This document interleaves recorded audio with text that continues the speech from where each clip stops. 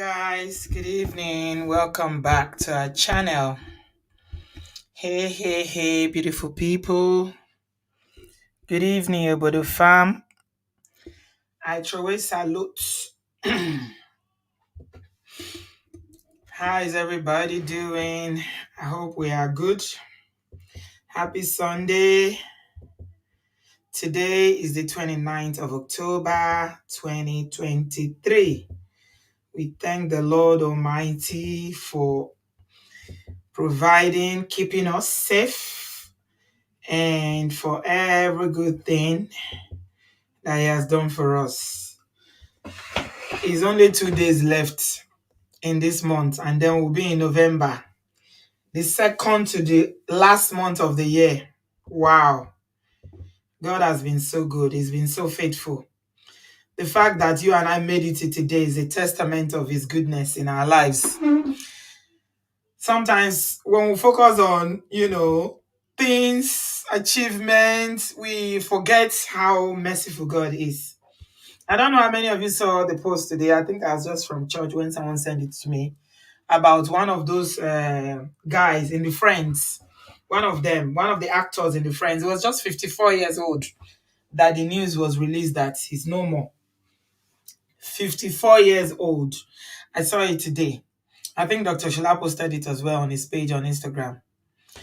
When you see things like that,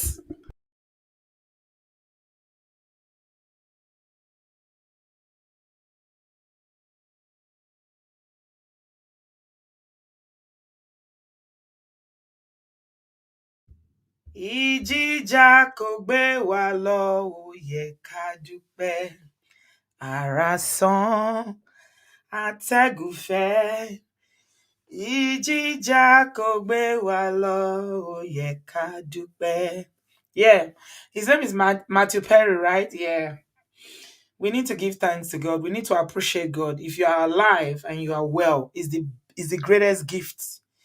If you are sound physically, mentally, emotionally, then God is good. God is good. As much as we always have dreams, things we want to do.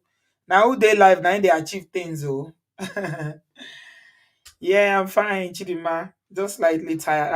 I was resting after church.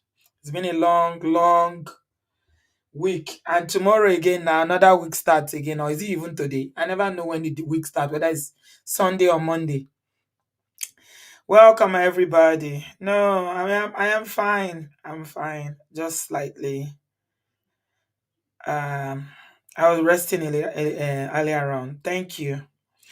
Welcome everybody. Give us a thumbs up. Give us a thumbs up. Okay, so we want to talk about Omugwo today. I told you yesterday on the show that I googled Omugwo, and Google brought out the meaning. It did bring out the meaning of Omugwo. Meaning of Omugwo. I was like, wow. It's amazing how Nigerian words are just finding themselves into the English Learner's Dictionary or Google Dictionary. I love it. I love it. Yeah. So for those of you who are not familiar with what Omugwo means, I'm just gonna show you what Uncle Google, or as Nigerians will call it, Uncle Google. What is Google saying about Omugwo? So this is what Google is saying. Google is saying that it's postpartum care. Omugwo is an Igbo term from the traditional custom of postpartum care. The mother or mother-in-law or close female relative comes to care for the new baby and mother or host them in their own home. They take on most of the household chores, caring for both mom and baby. What an apt description. In fact, there's even a picture there.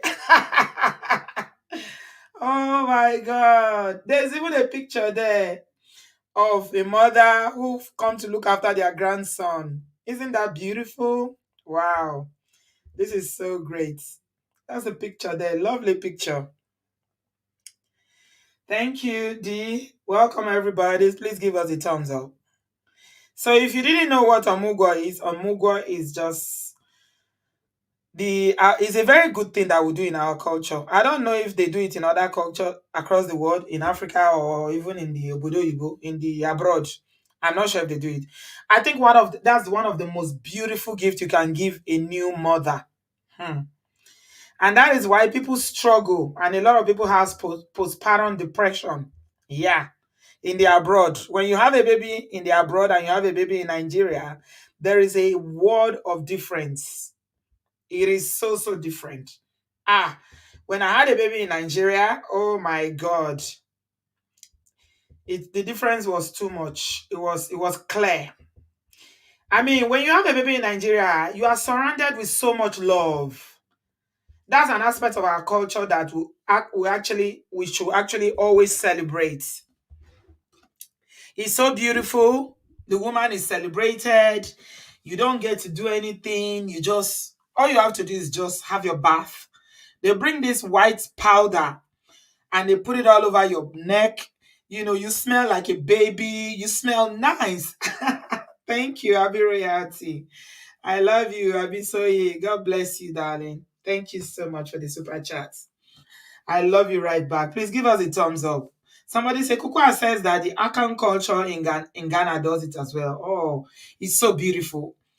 It's a wonderful experience. It takes so much pressure because, I mean, we were having a show one time here, and one person in the comment section, a man said, ordinary to have a child, having a baby is easy. And I could just see so much ignorance loaded in that statement, and it felt like, oh God, how would somebody say something that you've not experienced before? How do you know? How do you know what it means, whether it's easy or not? I don't know if you see all these pictures of all these videos of women that are saying, this is what pregnancy did to me. For a woman, and as a mother myself, I can categorically tell you that pregnancy is the most risky experience that a woman's body can ever go through. Yes, a lot of women don't survive it. Don't forget, especially back in Africa. They don't survive it. It's a matter of life and death.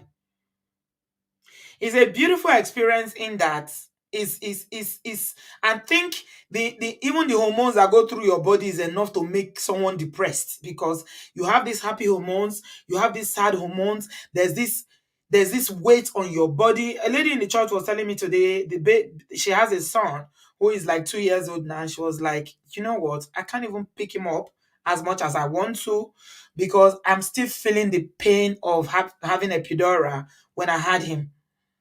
And I could completely relate to that, because that epidural is like, okay, Oyibo people created it to take away the pain that women suffer during labor. But epidural for most women is prolonged. You know how you say you don't want to suffer for something now, but the suffering, it long where because years later your spine will feel it. You will feel that tiredness, that dull ache. And some people feel pain. Pregnancy is not a joke. Brothers, please, I beg you. In the name of Jesus Christ of Nazareth, today is Sunday. Whatever you do when your wife is pregnant, no matter how she's annoying, maybe her behavior changes. Because sometimes women don't even understand themselves when you are going through these things. It's too much. Please be kind to your pregnant wife. Take care of them. Love them. Be there emotionally and support them physically. Pregnancy is not a joke, oh. It is not a joke. Just because your mother had 9 children, had 10 children, doesn't mean that it was easy. And there's something they say in Nigeria, which when I became a mother, I was like, why are you people lying? Why is it that you always lie? In Nigeria, when I was growing up, people say that once you have a baby, you forget about the pain. I said, why are you people? I don't know who came up with that, whether it's men that came up with it or it's our fellow women. But that's BS of the highest order. I have not forgotten any pain till today. and my children are grown. I've not forgotten. I don't think I will ever forget the level of pain that you feel with that thing they call pregnancy and delivery. Is not something anybody can forget. Neka, thank you. Oh, God bless you. Say, Auntie B, I hope you have a nice weekend. Auntie B, 3 C-sections, no Omugwo. I see the verse. You reach your verse. So you see these days on social media when some influencers are saying that their husbands is giving them push presents. Well, usually I will not go with all this flow of things that people do on social media. But if anybody deserves a present, is a mother, a woman that's just put to bed. Ah, you don't want to know. See, God has a way of doing things because women are not physically strong like men, right? Physiologically, we all know that women are softer, women have less strength. Although some women, they get power well low. But still, men are, even boys, when they become, teenagers at 12, 13, 14, 15, 16, you see them, they are strong, very strong. Sometimes when I put load down, I will tell my children carry it, they'll say, it's not heavy. For me, it's very, very heavy. So with our strength, physical strength cannot compare to the average boy or man. But there is a strength that God has given us as women. And that's because God gave us a womb to carry another human being. Is it easy to put another human being inside your body? It's only a woman that has that strength. It's an inner strength. If men were the ones having babies, I think the population of this world would have ceased because men will not be able to take that. They will not be able to take on that stress or that pain. One time I did a tattoo. My brother-in-law came. It was so funny. Let me give you guys gist. My brother-in-law came and saw my tattoo. I was like, Auntie B, I love this tattoo. I want to do it. I said, are you sure? It's painful. He said, it's something that you can do. I will do it now. I'm a man. I said, are you sure? He said, I will do it. I said, okay. I'm asking you because I know how pain it is, but I don't think you've ever experienced that kind of pain. He said I would do it. I took him to the in London here. So I took him to the what they call it, the salon, where they do tattoos. By the time the Chinese man that was doing the tattoo brought out the thing they were going to use to do it, and they put it on his skin, he said, "Mi ò ṣe mọ́, mi ò ṣe mọ́." Mi ò ṣe mọ́, mi ò ṣe mọ́. I say, wow, ṣé kí ni? Wàá ṣe? He said, I won't do it again. I don't want it again. I said, no, they've already mapped it in his hand. And this arm one, for any of you that have tattoo, the arm one is more painful. There are some parts of the body that is more painful. You still remember the pain, Cynthia? I thought it's only me. Especially if you have big babies. And black women have really big babies. I don't know, for some reason, when I came here and I started seeing how Oyibo babies are so thin, small, I'm wondering, why are our own babies so big? You will see the ordinary, an average black baby is the size of a 3-month-old Oyibo baby. The head of the black child, especially boys, their head is so massive. And this is one tiny hole like this they are going to come from. God is so great. God is great. I don't know. It's only God that could have the power to do for a human being to pass through this narrow cavity and come out, and the human being will be alive and the woman will be alive. Anyway, let's not go into it because we want to talk about labor. Let me not scare the ones that don't have children yet. It's a beautiful experience. You will not feel the pain anymore. You won't feel it. They say if you look at your babies, you will not feel it. Till today, me, I still tell my children, I'll tell them, I say, look, this is my belly. You are the reason. Before I had you, my belly was flat. This your big head is what expanded it. They'll be laughing. Say, but God is good.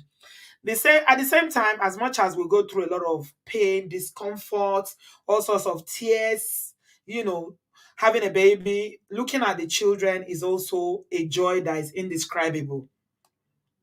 The joy is so much that when you see your baby and you deliver safely, it's just is divine. And that's why I think that's why mothers are so protective of their children. The average mother is so protective, they will never allow anything to happen to their child. And the love that mothers have for their children is unconditional. It's something, and that's why you see even Mongo Parks, they love their mother. Because mothers love their children unconditionally. No matter what a child does, no matter what, the mother, the love is still constant. And I think most times that's the kind of love that men expect from their wives. But the role of a mother and the role of a wife is not the same, sadly. Okay? So anyway, we want to talk about Omugwo today. I don't want to scare anybody that hasn't had children. We have some younger people that have not had children. God will bless all of you that are desiring this gift. It will happen for you. You will have as many as you desire in Jesus' name. Your babies are around the corner. You will have them. The babies are a blessing. They are a blessing. You look at them and your joy is full. Kukwa, let's not even talk about the transformation in your body. That's why when I see any Mongo Pa that is body shaming their wife because they've had babies, oh, it drives me mad. You start talking about how they're... Do you know what it means to carry another human being in your belly? For 9 months. 9 months. I had one child that was 4.0 when he was born. That's the weight. All of them were like, yeah. I don't think those nurses have ever seen a baby like that big before. It was just by the grace of God. So I want to talk about Omugwo. I'm painting this picture so that people can understand, that having a child, as much as it's a blessing, it comes with a lot. It takes a lot from a woman.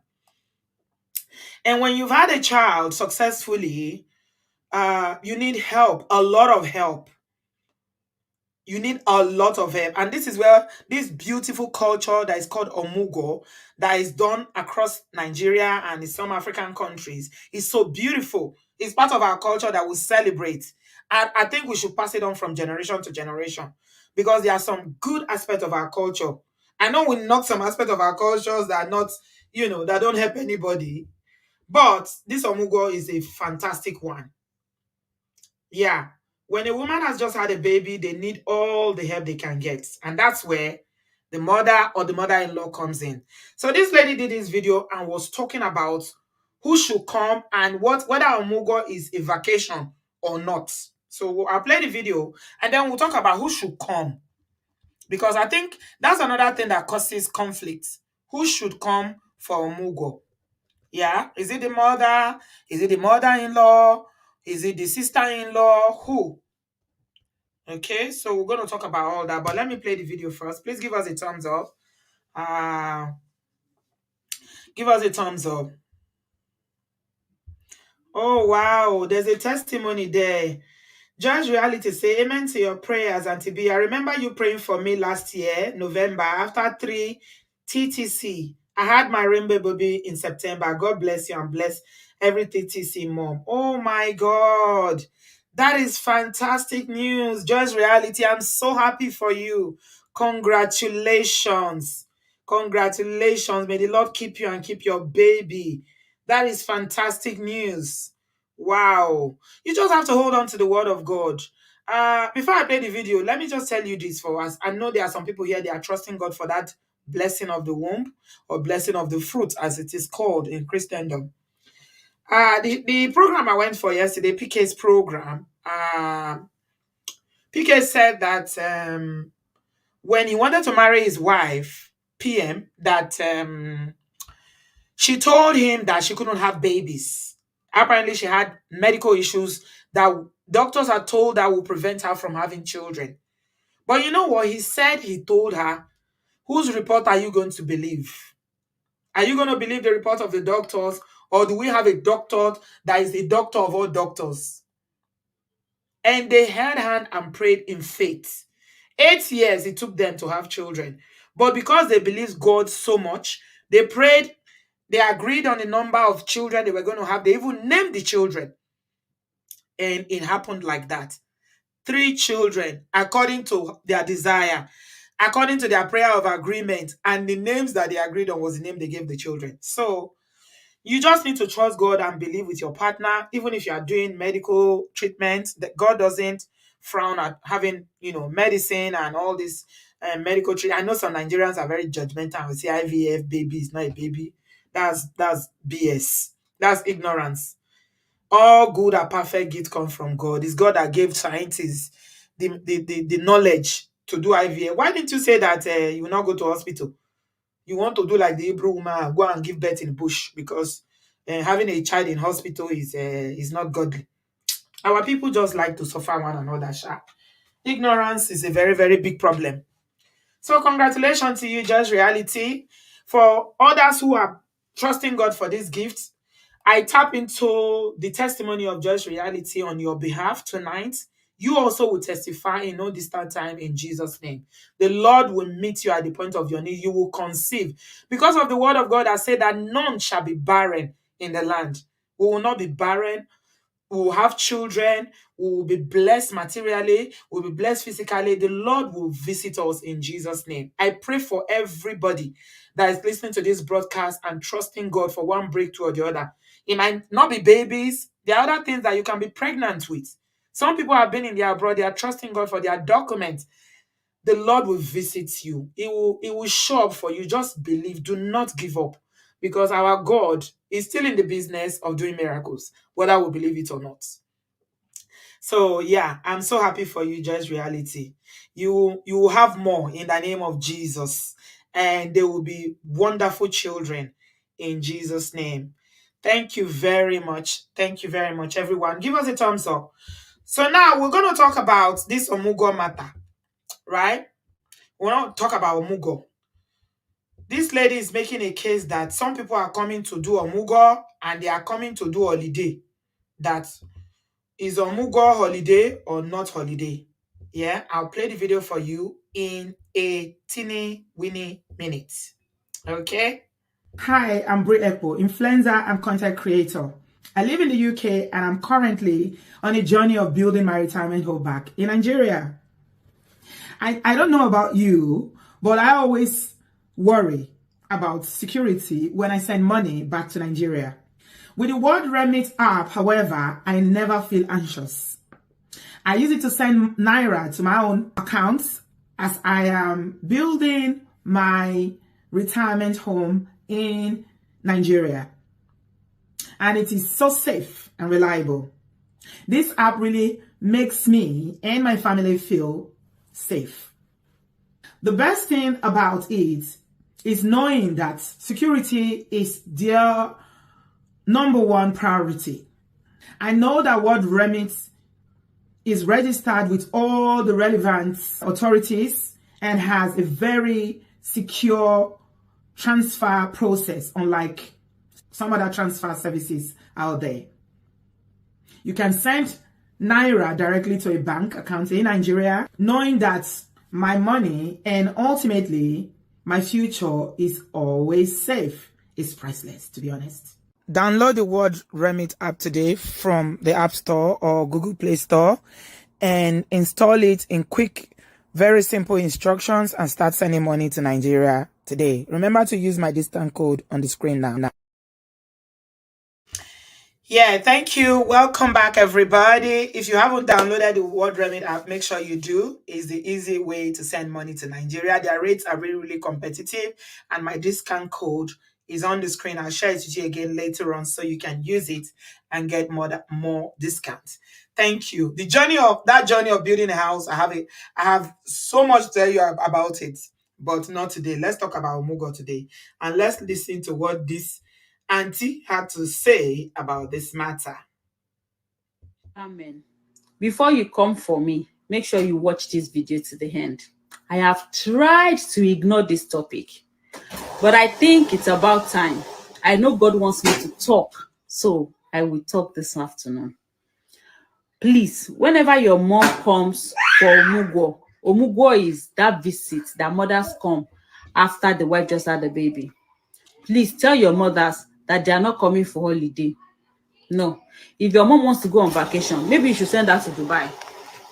That period after child delivery, she needs your mom to come and assist her with taking care of you and the baby. Yes. Because if your mom comes and she's not helping your wife, then she's been a liability on that wife, because you are not at home to see the things that are going on.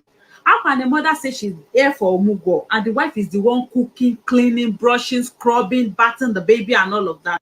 So you can hear what this lady is saying, that about Omugwo, that you can't say you are bringing somebody to do Omugwo, whether it's your mother or your mother-in-law, and they will come and cross their leg, and you will be doing the work. That the person is not doing Omugwo, because Omugwo is for you to help so that the new mother who's just had a baby can rest. Because don't forget that it's not only the pregnancy and delivery alone, the strain that it has on the woman's body. Oh. After delivery, the first 3 months, these tiny human beings do not sleep. They do not sleep. So you are the one that is carrying their food. And if they don't sleep, you cannot sleep. So that means your sleep is gone. And these tiny human beings called babies, they have, I don't know. They say there is no there's no clock in the womb where they come from. I don't know, maybe that's why, because I used to wonder, these babies will sleep all day. They will sleep and sleep and sleep and sleep all day. In the night, once you are about to close your eye, I'm like, oh my God. They will break your sleep. Like you can literally wake up to 5, 4, 6 times in the night, because you are the one carrying their food. You will nurse them, you will change their diaper, you will change their cloth. Sometimes you have to carry them and hold them. Sometimes they feel the warmth before they will sleep, and that time your sleep don't scatter. When you don't do all that in the morning, you now, you are disoriented because you didn't have a good sleep. That's when these little human beings called babies will start. They will not sleep in the morning. They will not start sleeping in the morning. They will sleep and sleep and sleep. So before babies get to sleep normally, it differs, babies to babies. Some babies will not settle until they are almost 1 year before they'll start sleeping all through the night. Some even longer before they'll start sleeping. They will wake up, they will eat, because babies are very tiny, and so everything about them is tiny. Their belly is tiny, they can't eat much, so they will feed just a little bit and they will be tired, they will sleep, and then maybe in 30 minutes or 1 hour they want to feed again, and you are the one carrying their food on your chest. So that's what I'm saying, brothers, please. Women need a lot of TLC when they just have a baby. If you are just getting married, or you are married and you are still having babies, you are young, you are still in that baby making, stage. That is the time you absolutely have to show that you care for a woman. It's very, very important. So she's saying that, what's the point of you coming if the new mother be the one that is scrubbing, cooking, and serving you? What's the point? You might as well stay in your home. There's no point coming. No point. Kukwa, there's no part of it that is not even painful. Is it only lactating? Is it when you want to stop the breastfeeding that is not painful? When you want to stop it, it's another palaver. Especially with boys. Chai. It's not easy. May God help us. Yeah. So she said there's no point. If you're going to come and cross your leg, please don't come. And there's no lies in what she said. It's absolutely spot on. What is your mother doing? It's better for her not to come. And a lot of you men won't even allow your wife to bring their home mom. If you know that your mom is coming for vacation and she's not coming to help with the baby, please allow your wife's mother come and help her. It is tiring enough that after having children, we have to take care of those children, take care of you, the men. You will not still go and bring your mother again. A lot of mother-in-laws will see that as an opportunity to come and stretch their legs and drink cold Bonvita and plenty milk. All the food that is meant for mommy baby, grandma will finish everything. And grandma will not even go on time. She will stay there until she's now robust. Grandma will be becoming fatty. Baby's mommy will be looking thin and tattered. It is not fair. Please, we understand that it is rude of your wife to face your mom, but you as the man, stand up for your wife in this situation. Let your mom understand her role. Let her know that she's there to help your wife.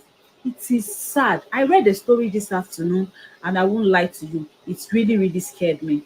This lady had the baby 3 weeks ago through C-section. So the mother-in-law had to travel down to the village from the village. This lady begged her husband, please let my mom come so that I'll be able to beg my mom to do things for me. He said, lie, lie, my mom has to come.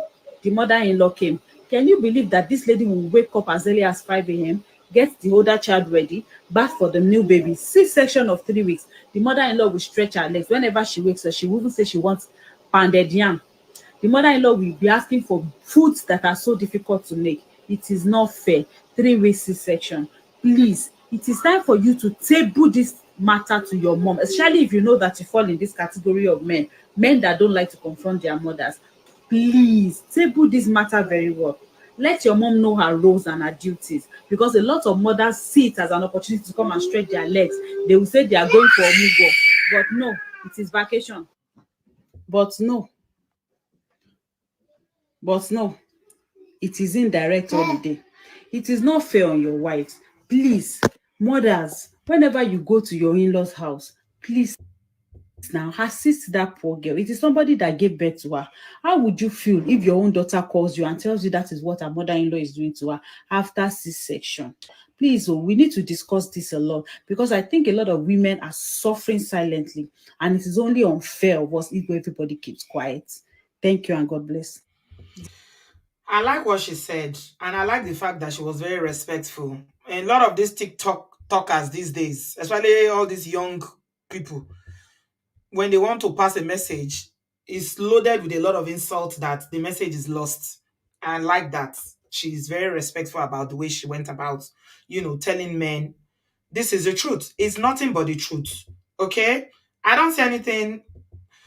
I mean, what she said is the truth. So our food, Nigerian food takes forever to make. Our soups, I mean, I make jokes here about how my children love ayamase. There's one pepper now that I've done. Me and my son, actually, one day, because they always say, Mom, when are you going to make ayamase? When are you going to make? One day I say, okay, come to the kitchen and let's do it together. And then you will time the time it will take.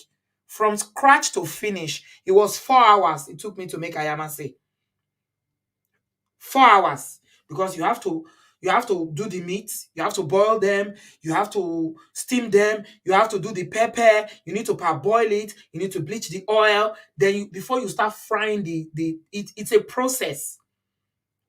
So a lot of our food, how can somebody have you just don't see it, somebody say you should come and pan the yam? Who would pan the yam? A woman that's just giving birth to pan yam? I don't know why some in-laws are wicked, sha, because for me, uh that's wickedness. That's pure wickedness. Who is this person that is talking? I'm not even in the mood to go back and forth with anybody today. If you talk nonsense, I'll block you. Honestly. Omugwo encourage laziness among new moms. Tolu, gbenu ẹ song, gbogbo ẹnu ẹ song. That's your mouth. That's your stinking mouth. Take it to one corner. Like I said, I'm not in the mood today. Don't even try any nonsense. It encourage laziness. Have you ever carried a baby in your womb before? Mongo Park and Mongo Park supporters. Koshida Jare. Nonsense. So as I was saying, Jare, my people, sorry, I'm not in the mood today. Honestly, I'm not taking any nonsense. Anybody that comes here to spill nonsense today is going to be blocked. I'm not even going back and forth with anybody today. Telling you, every day is not Christmas. Ni rano. It's people like you that will go and encourage their wives to be pounding yam after having a baby. You don't even know the strain that it means to give birth. Encourage laziness. Do you know what is laziness? Anyway, I'm not going to give you that energy back. You're going to be blocked if you chat any rubbish here again. So what this lady is saying is completely spot on. There's a woman is very, very vulnerable when they just had a child. Very, very vulnerable, because remember, it's 9 months of which you are fighting different kind of hormones in your body. Different kinds of hormones. When you are pregnant, one day you just wake up, you'll be crying for no reason. I gave you guys one funny story that happened in Nigeria one time. Me, this guy didn't do me anything, no. Chemist, in a chemist. That why I was saying that he wanted to buy medication, went to the chemist. You know how you go to chemist and they will now start recommending different medicine for you. I think I was like, I don't even know how many months pregnant I was, but my belly and my baby, like I said, my babies are really big, so my tummy will be long. Most people will be asking me, "Pe, in the obodo here, Oyibo people used to ask me, are you having triplet? Are there three in there? You know these elderly Oyibo women when they see you with a big bum, they will stop and talk to you, touch your belly. Okay, don't try it in Nigeria, but yeah, it's no big deal. And so this guy, we're just talking, is one medicine he wanted to buy. And he started recommending other. If you see the way I flipped, this thing I'm telling you, is like maybe 19 years ago or 20 years ago, but I still remember it. 20 years ago. If you see the way, you think the guy has done this, you think I know him before, maybe he offended me before. I laid it out on him. It's hormones, so I'm fighting with myself. I am literally fighting with myself because the discomfort is too much. If I sleep with my back, I'm not comfortable. I sleep on my side, I'm not comfortable. There is no position that I'm comfortable in. I am just upset with myself, upset with the whole world. I don't get myself. I don't know what is going on. The hormones they are making my head to turn around. So I'm angry with everybody. I'm fighting everybody. So if you see pregnant women behaving like that, what they need is love. Just hug them. If you are the spouse or family member, hug them, hold their hand. Sometimes they'll just start crying for no reason. And it happens again when you just have babies. The reason why a lot of women have postpartum depression is because they don't get support and they don't get, there's no love and there's no support for them when they've had babies. So you are the one nursing the baby, you are the one cooking. If you have other children, you're still running around those children in the obodooyinbo here. And then the mother-in-law that is supposed to come and relieve you, because that's strictly what Omugwo is. At least, even if they cannot cook, let them take care of the baby so that you know that, okay, you manage cooking or you pay somebody to cook for you. But somebody will tell you to go and wicked people will tell you to go and pound when you just had a baby. When you should be the one. In my place where I come from, if you have a baby, they pound yam for you 3 times a day. I'm telling you, you will stretch your leg and they will pound yam for you morning, afternoon, night. With different kinds of soup. They will cook pepper soup for you with different delicacies, dry fish. They nurse you and cherish you so much that I think because mothers understand that this thing, they've been through it, so they know. And that's why they do that thing to make you feel good. They show you so much love. They are there for you. I remember my mom used to take my baby in the night to sleep with her so that I can sleep. That's what Omugwo is. My mom would say, go and sleep. Let me take the baby. And she would take the baby to the other room and sleep with the baby. So I can get a good night's sleep. It's not a joke, guys. Anybody that will come and tell you that it's opportunity for somebody to be lazy, a new mom to be lazy or one thing, is red flag. That's a very satanic thing to say. Your body goes through so much. It needs to heal. Some people have stitches. Some people who have tears, the healing process takes a while. Some people didn't have stitches in the belly. They still have stitches while delivering the baby. It is too much. It is too much.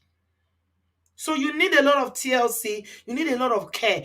A man can never understand it. And that's why I say that the relationship that mothers have with their babies or their children can never be the same with the relationship that a father will have.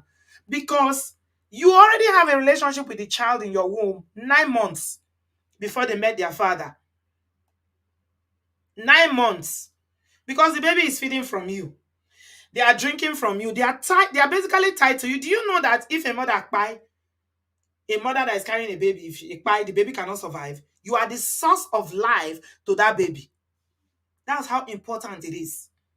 You gave the baby. You are the one that is sustaining the baby.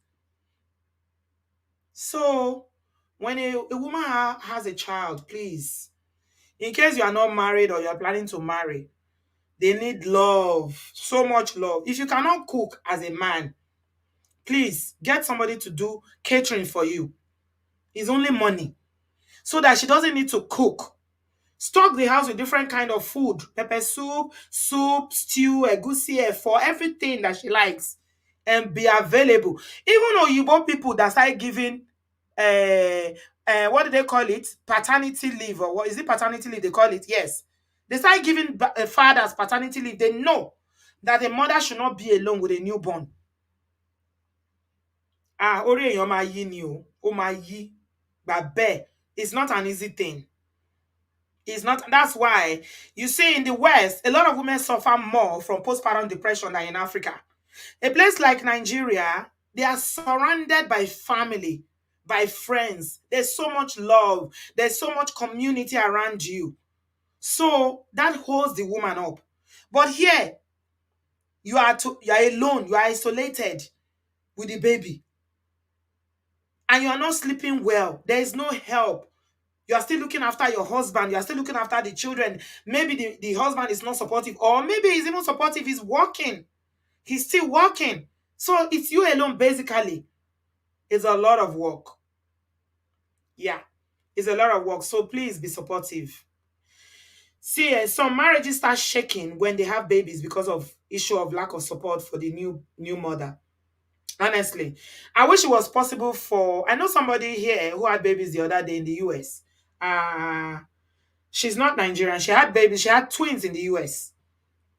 And because, it was so difficult for them to manage, they had to send the babies to her mother in their country. She couldn't get her mother to come. So you know what she did? She booked a flight, took herself, took the baby, and took them to her mother in their country. She stayed a little while with the babies and came back. Some people used to do that quite a lot. They take their babies to their mothers because it's not easy. So I'm saying all this so that you people will understand. Because if you see women having children, you think it's easy. It's not, though. It's a matter of life and pie. If you thought it was easy to have babies, please. If you are a man, it's possible to transfer pregnancy. If you carry pregnancy for one day, you will know what it means. You will know. There are some people, they are pregnant, all they suffer from is heartburn. You just be having heartburn permanently. And as a pregnant woman, you can't take a lot of medication. There's so many medication that you cannot take because of the baby. It's too much. You see, some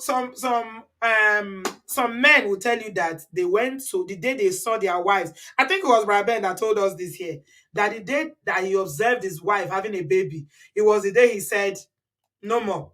This one we have done, do I beg. I value you more. I don't want to make anything happen to you. Say, I beg, this one will born. You don't do." If you go into the labor room and you actually see the process, you experience it, you go know say this life, okpe meji. That's why I respect midwives and all these nurses that deliver babies a lot. The work they are doing is the work of God. It's God that will bless and reward every midwife, every nurse who is helping babies to come into this world safely. Because at that moment, basically, the life of the mother and the child is in their hands and in the hands of God with good medical treatment. I mean, we've seen cases of nurses that were careless or they didn't care about the babies back home in Africa, and things happen. Anything can happen. It's a question of if within a flip second like this, a woman can lose her life in the presence of delivering another human being. So respect mothers, Ejo. Respect women. Respect women. Respect women. Respect women. Or even God honors women. God honors women because we are the only one that have a womb. And without the womb, scientists with all their wisdom and everything they know have not been able to produce human being. The other day I saw Nanny, you had heartburns too, eh? That's what one of the problem I used to have. Heartburn, continuous heartburn. And then I will be having headache. This headache, if it starts like this, I will put water on my head. I will put ice on my head. I will go to doctor. They say, I can't give you anything. Just drink paracetamol. I beg, Mona, don't let me remember. It's not easy. Cynthia, anytime I'm thinking of having a baby again, remind me of all these things I'm saying. Just remind me. Anytime I'm carried away again, I keep saying my babies are grown. I need one more retirement baby. Just remind me of the nature of what I went through. Similar, you said this was me in Jesus' name. I almost died in hospital during having a baby. Wow. Wow. She said she was there 20 days. Yes. I have a niece in Nigeria that sadly died during childbirth.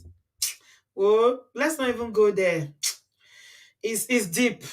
It's just by the grace of God that we're able to carry pregnancies and give birth to children safely. My niece died in a hospital in Nigeria because the hospital did not have, she needed transfusion. It was a CS. Imagine a hospital doing CS without, they didn't have transfusion, they didn't have blood. So during the procedure, they needed blood and there was no blood. Before they could go and get it, it was too late. Respect women, no. Any man in this world that doesn't respect women, they always struggle. You know, when they say behind a successful man there is a woman, it's not a joke. If a woman stands for you, you will succeed. Thank you so much, my darling.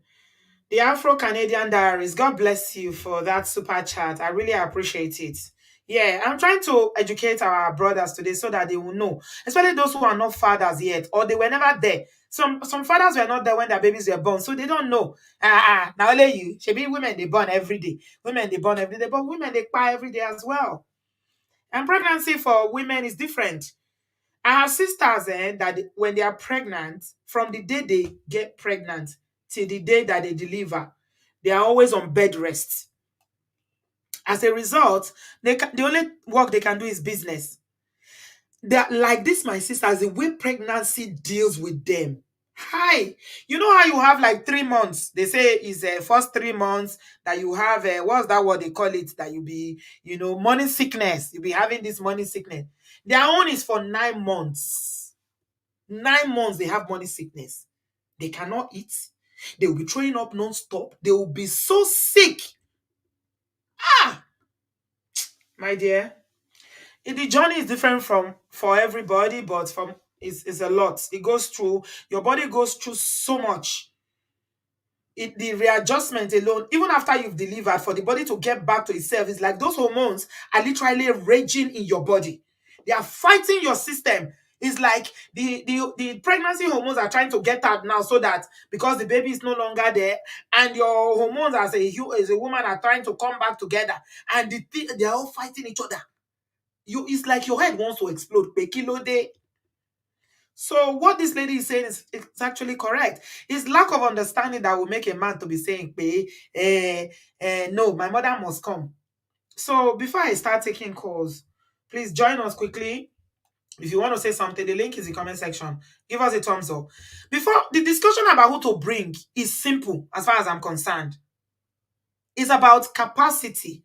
Who has the capacity to do more, or who has the strength to do more? It's not written on stone whether it's your mother that will come or your mother-in-law. Anybody can come. Preferably, it's the woman's mother that should come. Let me explain why. I know for people in abroad, they will think that you want your mother to come abroad. You don't want my mother to come abroad. No, it's not about that. It's just that I can tell my mother when I wake up, God rest her soul, Mom, I want to eat pounded yam. She will get into the kitchen and make soup and make it for me. I cannot tell my mother-in-law I want to eat pounded yam. It will be like I'm sending her a message. And that's disrespectful. And my mother didn't raise me to disrespect elders. Do you understand? So there are some things I can tell my mother to do. And in Nigeria, you use hand, back in the day, you use your hand to wash clothes. Now people are washing machine, right? So ideally, is the woman's mother that should come, because she can do more and help her daughter without feeling like, you are sending message or you are disrespectful to her. However, in some cases, the woman's mother might be elderly. Okay, if she's elderly, Maybe a woman that is in her 70s, there's a limit to what she can do. Okay? There are some mothers that are in their 70s. They cannot do much. So if your mother-in-law is younger, mother-in-law can come, but there needs to be a discussion around responsibility. And your husband is the one that needs to have this discussion with your husband. Please, obodooyinbo, I'm talking about obodooyinbo now, not even Nigeria. Obodooyinbo, there is no house help, because in Nigeria there's house help. So you can have house help that will help you wash clothes, that will sweep, that will do all the hard work or chores in the house. All right, which makes life easier for most women. When my friends are saying they are cooking, I just look at them and laugh. If they go into the kitchen, sometimes when we are doing video call, I'll see they've prepped everything for them. All they go to the kitchen to do is to mix it. That one are cooking. We will start it from scratch here. You alone will do it. So please, men, it's not about disrespecting your mother. It's about having a conversation with your mother. Hey, mom, obodooyinbo housewife no dey o. You fit cook. My wife needs care. My wife cannot be taking care of you because she just had a baby. You are the one that is the whole purpose of Omugwo is for the wife and the baby to be taken care of, not the mother-in-law or the mother to be taken care of. That is not what Omugwo means. That's holiday. Yeah? So a lot of people have stories about how their mother-in-laws came. He never did anything. Like I was saying yesterday, somebody in the group shared with us about how she had CS and she had no help. At the end of the day, the stitches started coming off because she was running up and down. And somebody will come and tell me, Omugwo is for new mothers to be lazy. People sabi talk, the people sabi yarn any, people sabi yarn up Patasha. When people they talk carelessly, like when people they talk as if they don't get brain. When some people they talk as if they don't get brain, they know they think. When some people they talk like that. So I think there needs to be a discussion about who is going to come. Yeah. There needs to be a discussion about who is going to come and the responsibility when they come. You are not coming to do holiday.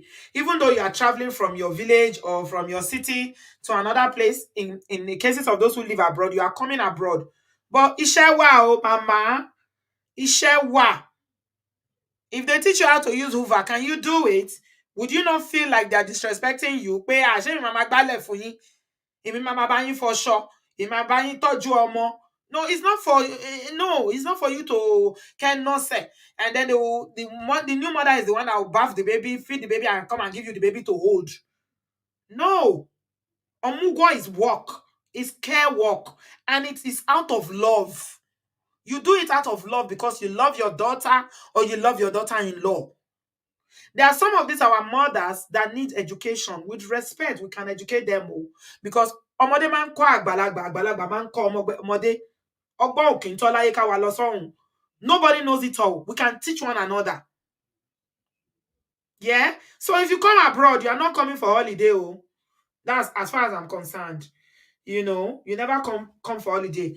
Me, my mother-in-law never came for Omugwo because she was very old. She couldn't do anything. You know, she's elderly, so she couldn't do anything. So my mom came and, you know, it was good. I enjoyed it. I didn't want her to go. It was so nice.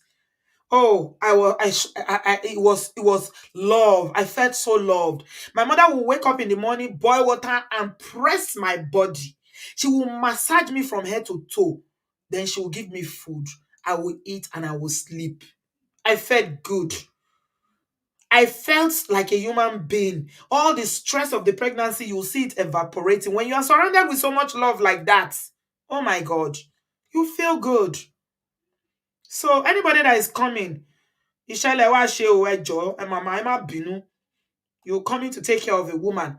You two, you know now, you are a mother now. Even though it's a long time ago, it's still the same process. So that's just it. Thank you very much, everybody. Give us a thumbs up. Give us a thumbs up. I'm taking calls now. Somebody said Beyond Braid said my mother was asking how she can employ for when she arrived. I was confused. Oh, she wanted to get a job. Okay, that's another thing. If somebody is coming from Omugwo, they cannot work because your Omugwo itself is work. If she wants them to if she wants you to give her an allowance, That's all right. It's not the norm. But if she wants an allowance, maybe she said, pay, I want to touch your mother. The people that look after children in America, they used to get paid, childminder. If she wants to get an allowance, that's fine. Okay, but it needs to be discussed, pay. She's coming to work. But a loving mother will not task you and say, pay me. Because they know that when they are going back, haba. Na truck go take pack things where you go home now. Haba. No, we shouldn't put money forward because it's love. It should be based on love 100%. Okay. Thank you, everybody. Please give us a thumbs up. Uzo, you are number one today. How are you, darling? Hi, Auntie V. Yay, I'm number one, Auntie V. In fact, Number one. I just wanted to jump on this conversation because this is a very sensitive topic. I want to start by saying that according to yes, I'm coming. According to Igbo tradition, right, it's the mother of the girl that should come and take care of her daughter who has just put to bed. But however, in a situation where maybe the mother is not alive, I think the man should be. I don't even think an Igbo man will be having this discussion that his mother should come for Mugo because that's not the tradition. So I don't want to believe that this is popular amongst Igbo people because the tradition says that it's the girl's mother that should be coming. However, in a situation, if the girl's mother is maybe deceased or not available, the Mm, husband, the or onus old. falls on the husband or old Mm, should be asking his wife, okay, since your mother is not available, what do you want to do? Do you understand? And in a situation as a man, you don't know whether your wife and your mother have a good relationship. If you know your wife and your mother does not have a good relationship, why would you be offering for your mother to come? It means that yeah. you don't want a peaceful home when you know what is at hand. Mm, So I don't think it's even up for discussion. I don't think if you're saying you're doing omugwo, you should do it the right way, and at least according to Igbo tradition. And I know that omugwo is the Igbos, you know, that have always held on to this tradition. And I know that with time we've heard other people from other cultures saying, oh, my no, we do mother-in-law is it. coming on this. Oh, you okay, No, people do. we do Oh, it. We do okay, it all across Nigeria. okay, You just didn't call it Omugo. Do you understand? So we just okay. adopted the name, but everywhere in Nigeria it is done. Yes. Yeah. Okay. Thank you for pointing that out. I mean, with me, I have my mom. I have a good relationship with her. I can tell her even when I had my baby, right? I had my baby preterm when the NICU for like 3 months. Even when we came home, my mom had her own ideas of how to do it, but because of the things I had been taught in the NICU, I told my mom, mommy, no, we can't do all these funny baths, we can't do this, we can't do, and she respected it. I said, I don't want any of this because in the NICU they've already told me this. Even my mom, when she tells me, oh, do that, I say, mommy, please, that's not what they taught me in the NICU. Please, let's just do what they've asked me to do. I don't want, if anything happens, police is at the door, they're asking who did this. Let us just do what these people said we should do. And she respected it. I said no. Even when she tells me, oh, feed her more often, that's not what they told me in the NICU. They said every 3 hours, every 4 hours. She I like that you respected it. dressed that. Also, you just reminded me of something. Now, that's another thing that can come up when mother or mother-in-laws come for a mugo. Yes, You can disagree on how to nurse the baby. I exactly. remember one particular incident with my mom as well. So, one of my babies does not like food. Mm. Yes, It's still like that till today now. Doesn't like food, doesn't eat, can stay from morning till night, will not eat. And back then, if a baby does not eat, you'll be worried. But they keep telling us if it's just taking fluid, it's fine. If it's taking, breast or water, is all right. But me, I was concerned that the baby is not eating. So this first feeding was something that caused quarrel between me and my mom. mm, She was doing omugo because my mother was want to force feed. I would say, lie, I yes. don't eat. So if it's not my mother, it can become a A problem. problem, yes. Yes. I can tell my mom that, mom, I want to eat pepper soup today. Mommy, make onubu soup, make vegetable, make this, and she will do it. Do you understand? Even when I'm not even pregnant, even when I'm not even giving birth, even when I'm pregnant, my mom will be the one to make breakfast, lunch, and dinner for me. Anything I want, she will do. But of course, I can't say that. Oh, if I'm telling that to my mother-in-law, she would you just allow the girl and her mother to do their thing. And I don't know why people like stress. I don't like stress. So anything that's going to cause conflict. I don't know why people just can't pursue peace. Why do you want to start? And a mother-in-law that see, and to be, I'm just everywhere because this topic is just busting my head. I don't know, women. The moment you understand that your mother-in-law is not your mother, you begin to have peace. Even if your mother-in-law is mommy Jewel, she's not your mother. As soon as you understand that, you would know that I don't even know. The whole thing is just scratching my head.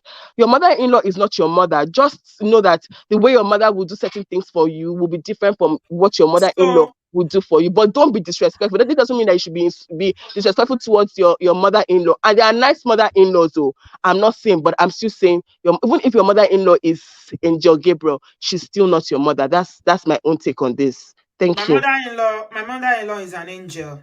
She's very, very nice to me. I never had any issue with her, you know, but it was just not suitable for her to come. So Exactly. there are some things again, this pressing of body. So somebody, you read something now that my nephew had heart murmurs, and my sister swears it was due to my mother-in-law pressing his chest all the Mm-hmm. time, all the name of Mm-hmm. pressing the baby. Let me tell you something. Uzo, you better be thankful that you're having your babies abroad. In Nigeria, back in the day, hey, Chineke, if you see the way they press baby, I they will used raise the leg up, they will raise the hand back to the back, and they that will thing put the hand on the traumatizes head. me when I see it. Oh, I'm like, why? I already told my mom, please, mommy, all those funny bats, all those things, all those traditional things, please, Do but not. you And she know it was when I respected it. came to Obodoyibo that I learned that you didn't need to do what they say is I'm because they want the telling baby to be you, in the flexible. NICU, I was like, I said, they didn't teach me all this. Let's just leave all those things, And she Jesus. respected it. She just had stop and was just giving me food and, just doing what I wanted her to do. I just don't understand, though. Ha.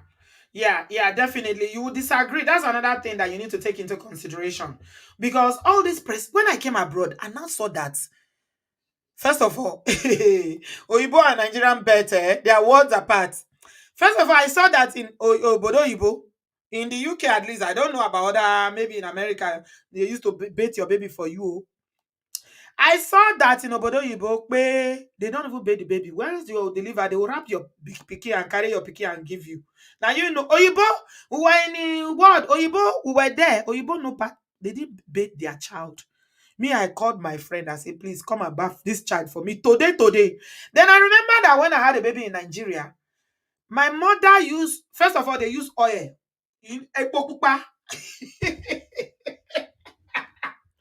They use Ekpokupa to soak this boy from head to toe before they now start with coin and soap to wash. They wash this baby so they wash this baby so they will bath him in the morning, bath him in the evening. And this baby, oh Jesus, thank God that these babies, they have melanin. It remains for me they watch the melanin come over their skin because of bathing. When I now came to Obodo and I now saw that, Oyibo didn't used to bath like that.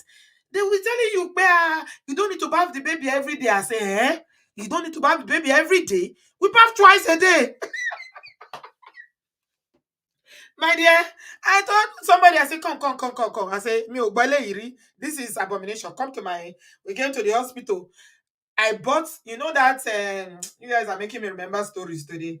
That plastic bowl, the baby bath bowl, I bought it. I said, bring it.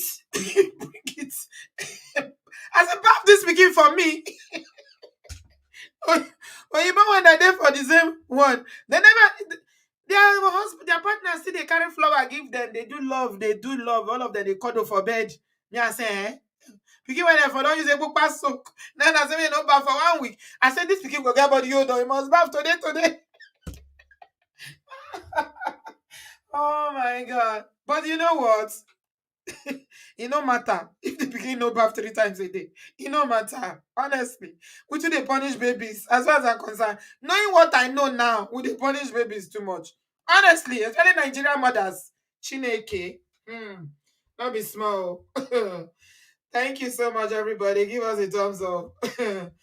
Rabatri, Lesa. Do you remember when your babies were born? Yeah, that one Happy for my Sunday, sir. happy Sunday. I posted I enjoy Omugwo once in Nigeria, You but did? for the rest I have to do it by myself here in America. Hey, whoa. It's sweet, oh. The Omugo is sweet in Nigeria. I won't lie. And to be, thank you for what you are doing. Thank you, sir. Yeah, I want you to believe that whatever you are doing, God sees it, and that is your altar right there. You just pray the prayer for those that are believing God for the fruit of the womb, Mhm. and God answered that prayer. Amen. And you know, went ahead to say to look Koshilo. I said, oh, Auntie B, oh my God. He got on my nerves. I know, please. He said that newborn babies are I lazy. know. Why would you say that? I see that, but you know, the way it's like you pronounce something negative, which I was I like, got oh, angry. I just Yes. said something else. Shouldn't have said that. Why would he say that? I know people will say a lot, you know. Anyway, All right. it is well with you. Yeah, Um, Shomo, you know, let me say, having baby is just like somebody just had a major surgery and they just, from the hospital, they just wheel that person to work and say, go and start work. mm-hmm.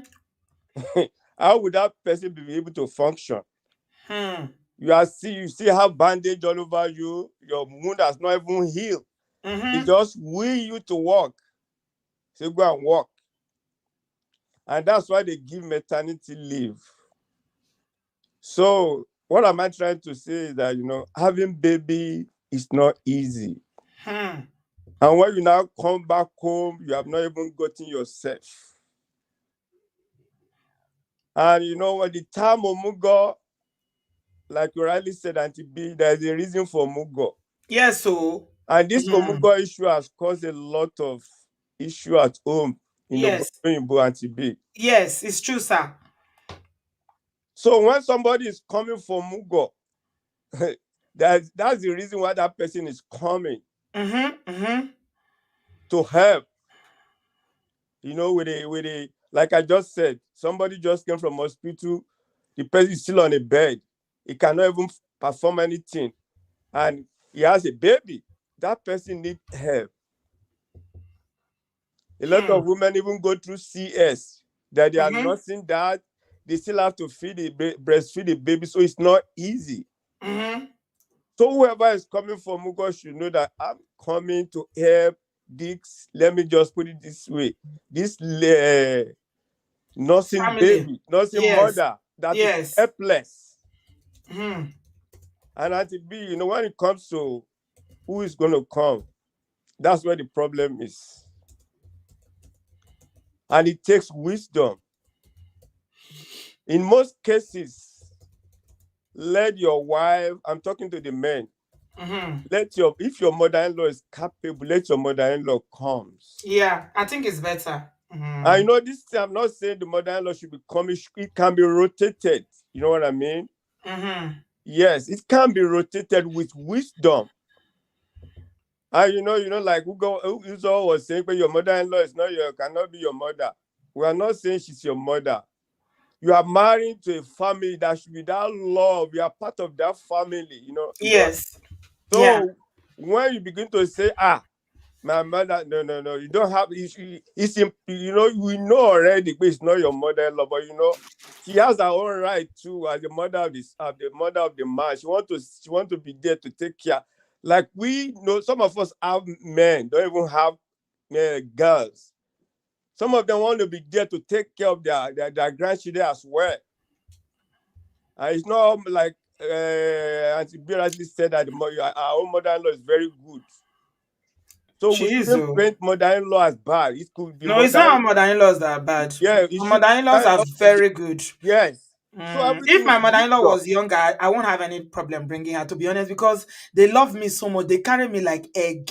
Yes. If I go to Calabar, hey, those people, the way they treat me, even that it was sisters, hey, oh, my love, my wife, this, that. Before I woke up in the morning, they would cook. They've been very kind to me. I'm not gonna lie. They You are know, good. that was one of my junior.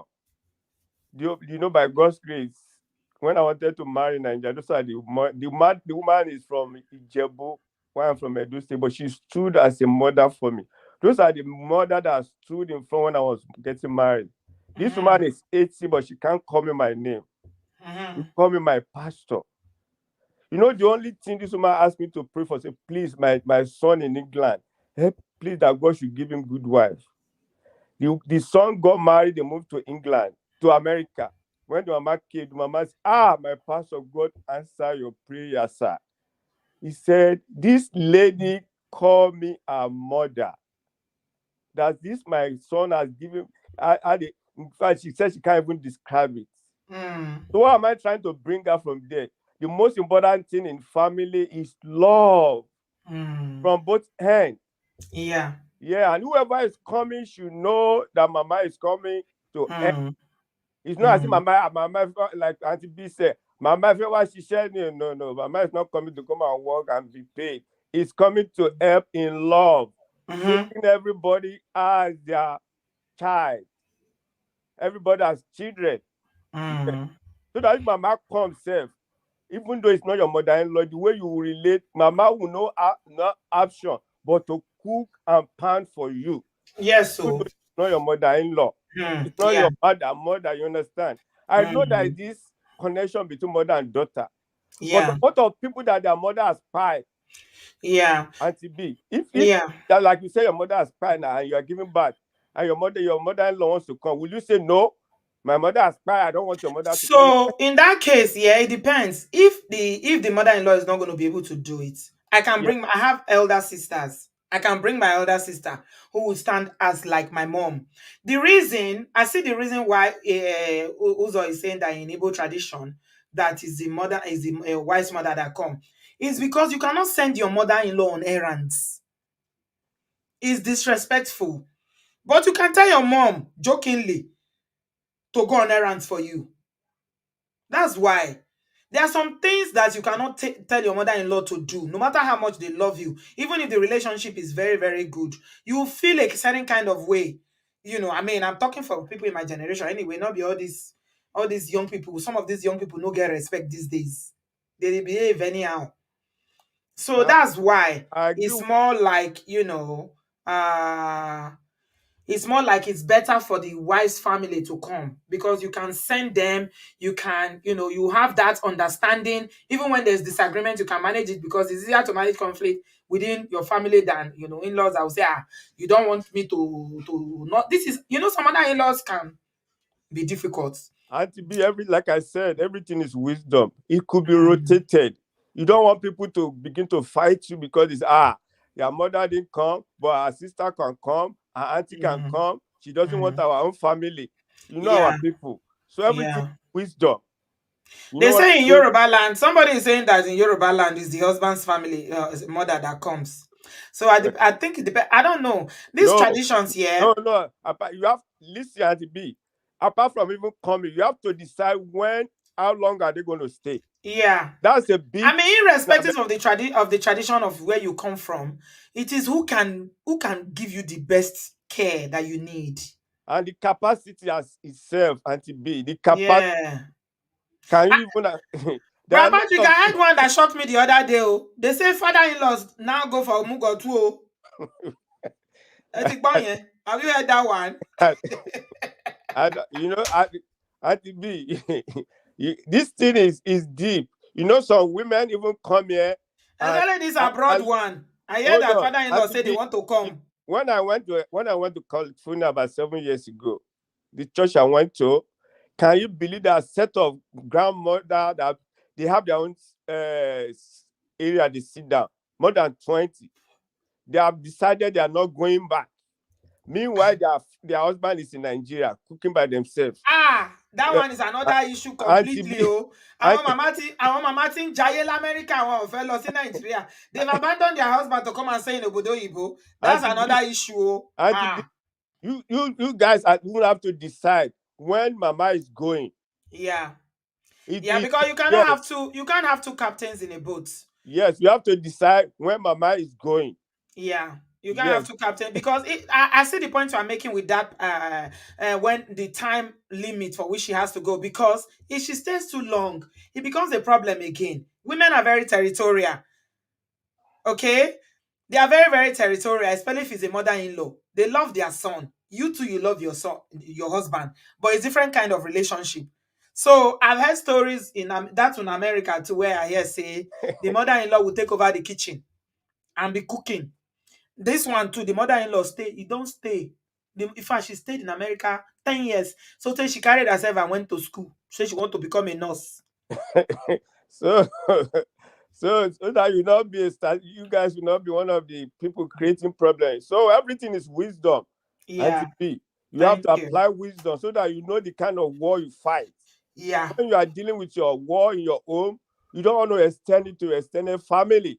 That say, oh, see her, she brought all her people. That's what they do. Her mother say 10 years. So they don't want to go again. They begin to fight you. So you don't want to let it be like that. Yeah. You still have your own children that you are taking care of.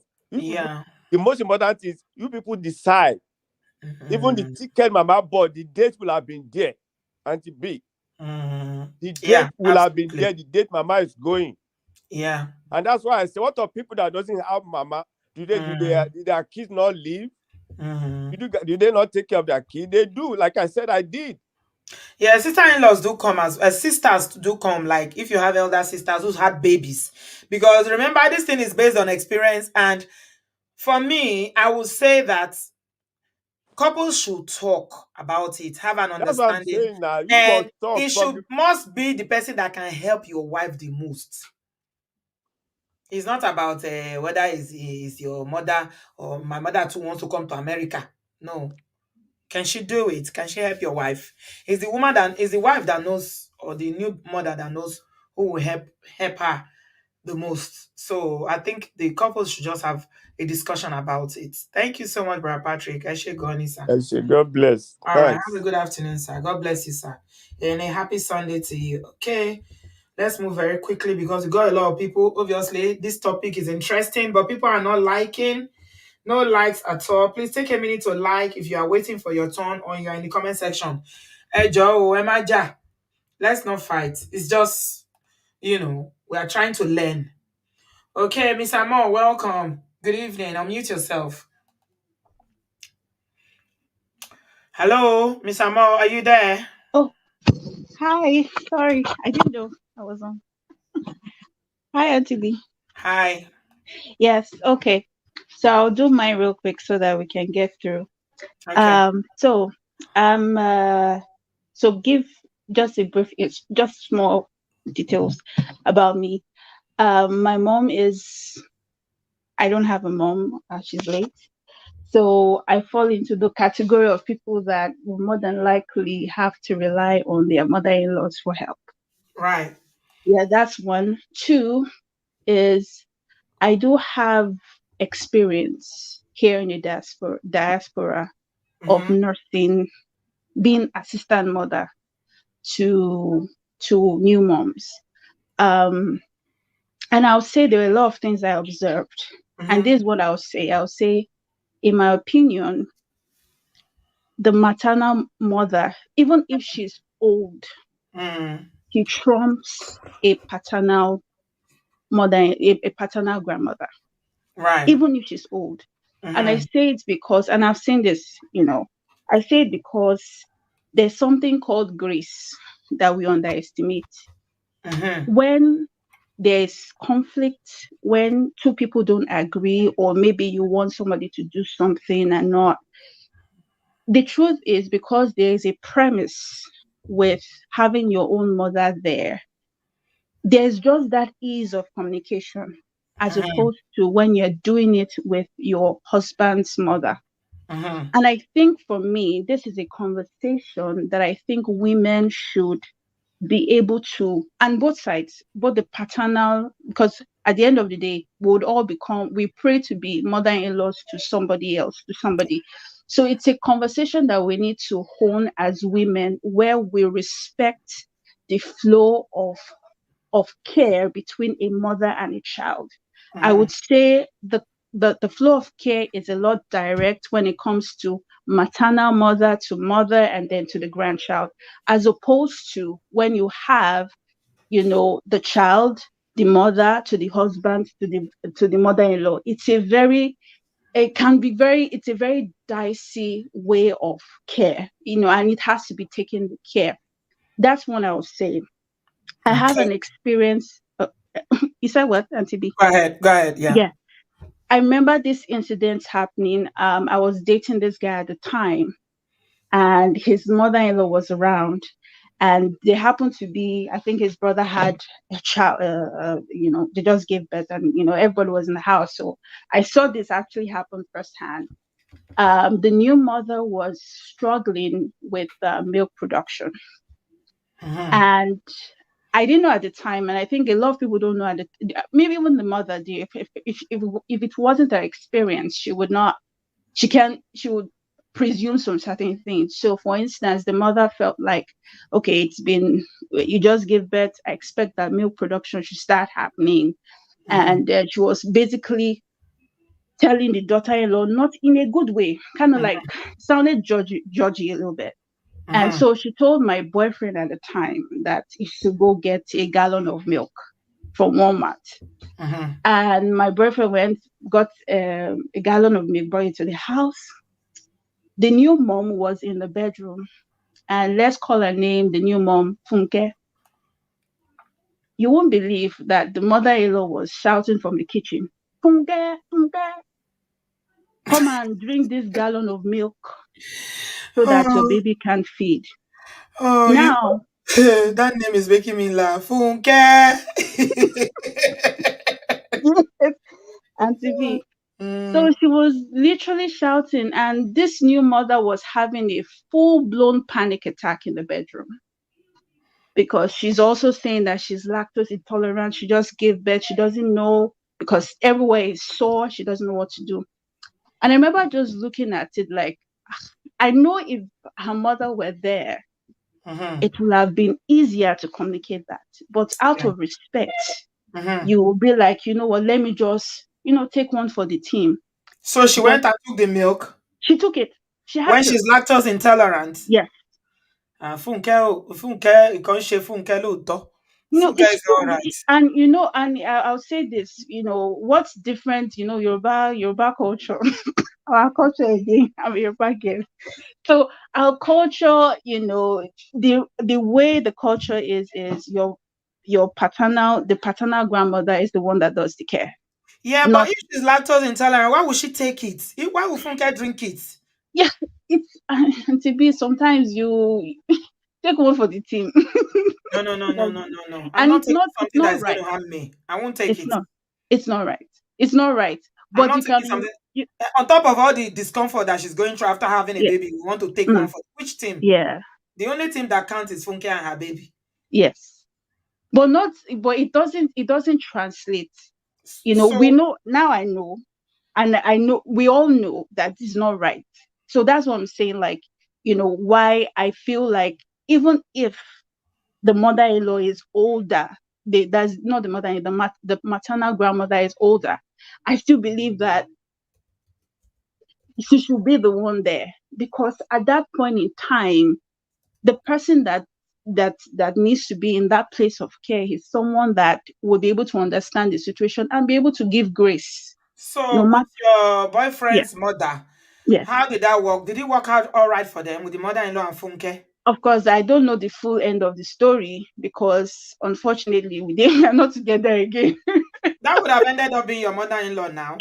So that would You have two would ended. have drank milk. You go I drink milk. know You go now. drink I would milk. have You done tire. it. So Funke is a people pleaser. That's why she decided to drink milk when she's lactose intolerant. I don't understand. Okay, I don't get it. I don't get it. At You be. can't tell Mama, "Kwe, Mama, this thing I can't drink it because I can't drink milk Mm. because it affects me. I will react to it." She wants She, to take one for the team. it, it, Ah, yeah, it was one thing that I saw and I was like, oh my God, like you this dodge, doesn't make, you dodge yeah. something. Thank you, my dear Miss Amo. Thanks for calling. Funke, no, no, no, no. If you are Funke, don't do that too. There are ways to communicate that. It doesn't mean that because you are a Yoruba girl and you are trying not to be rude, that you cannot say something.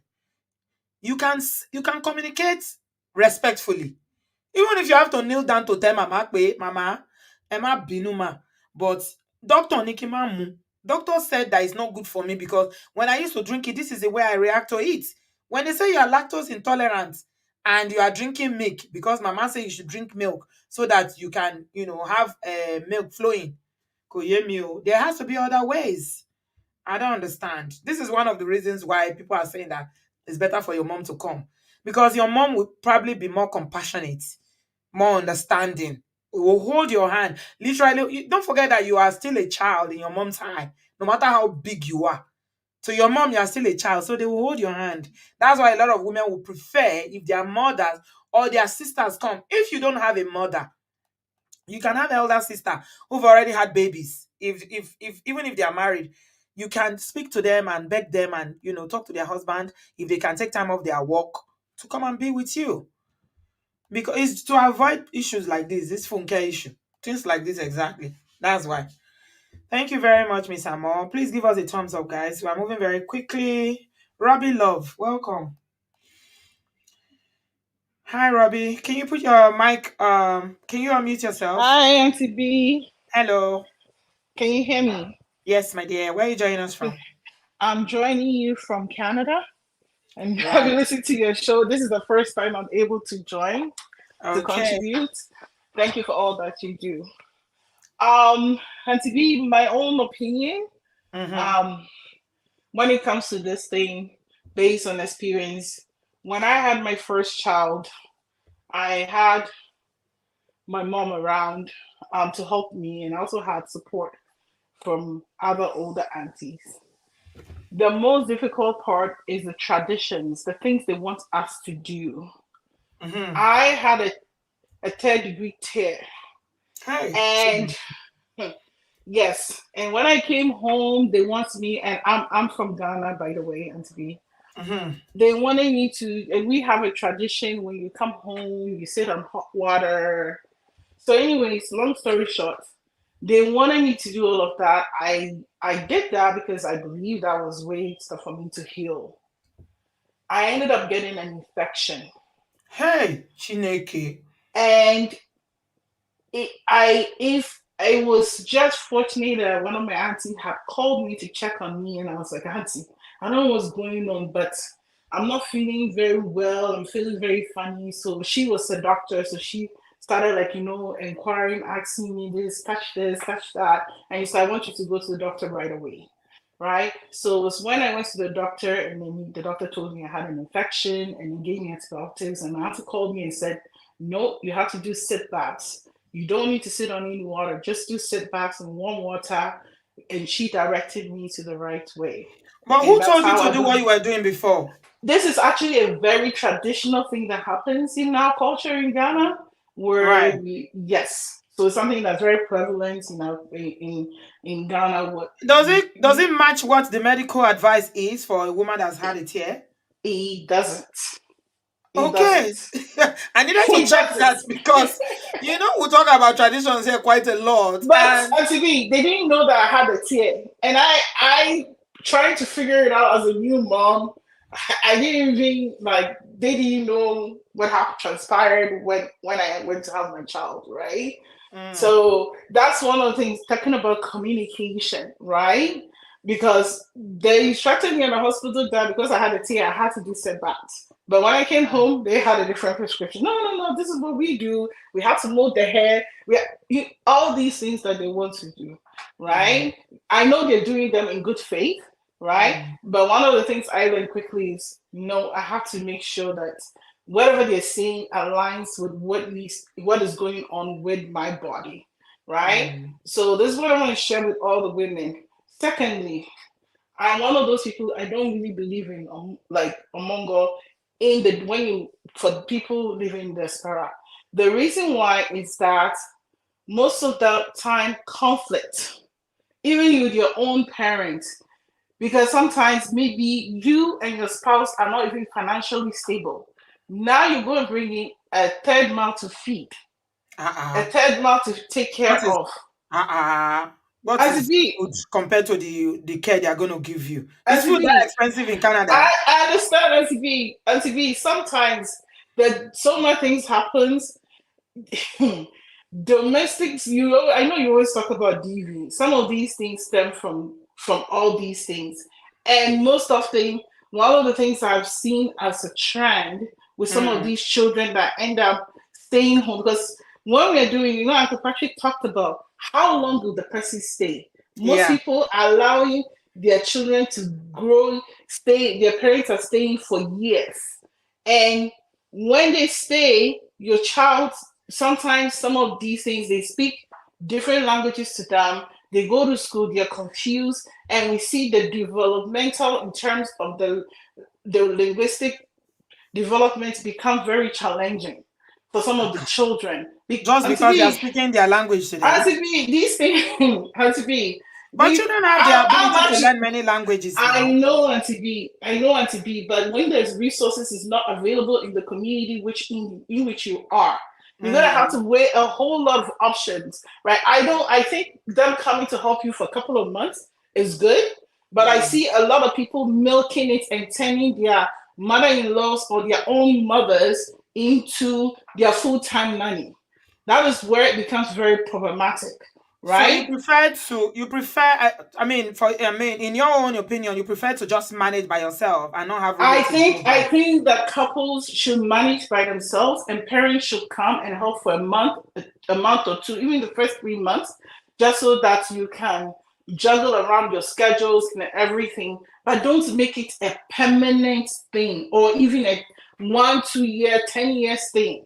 Right? Because even if you think about it back home, there's no way your mom will leave her husband for 2-3 years to come and stay with you to take care of your children. They will not do it. Omugwo is not meant to be for 3 years. Anybody that stays for 3 years, that's not Omugwo anymore. But you should come and see. People are living here, parents stay here for 10 years. Then that's not Omugwo. They just came because they're looking for opportunity to bring them to stay. Exactly, right? So that is where I draw the line. I think that it is good, but we have to be very cautious, and we have to really use a lot of wisdom around all the things that happen. Because when I talk about the financial, like you might think there are so many things that sometimes if they're staying that long, they definitely will have a financial impact on you. If you're not 100% financially stable, because if it's you and your husband now, you guys will know how to manage yourself. Maybe you can't buy African food. You guys are managing with your your regular or you both food where you manage. But now if your mother-in-law is there, now you must go to the African store. Now you have to eat banku.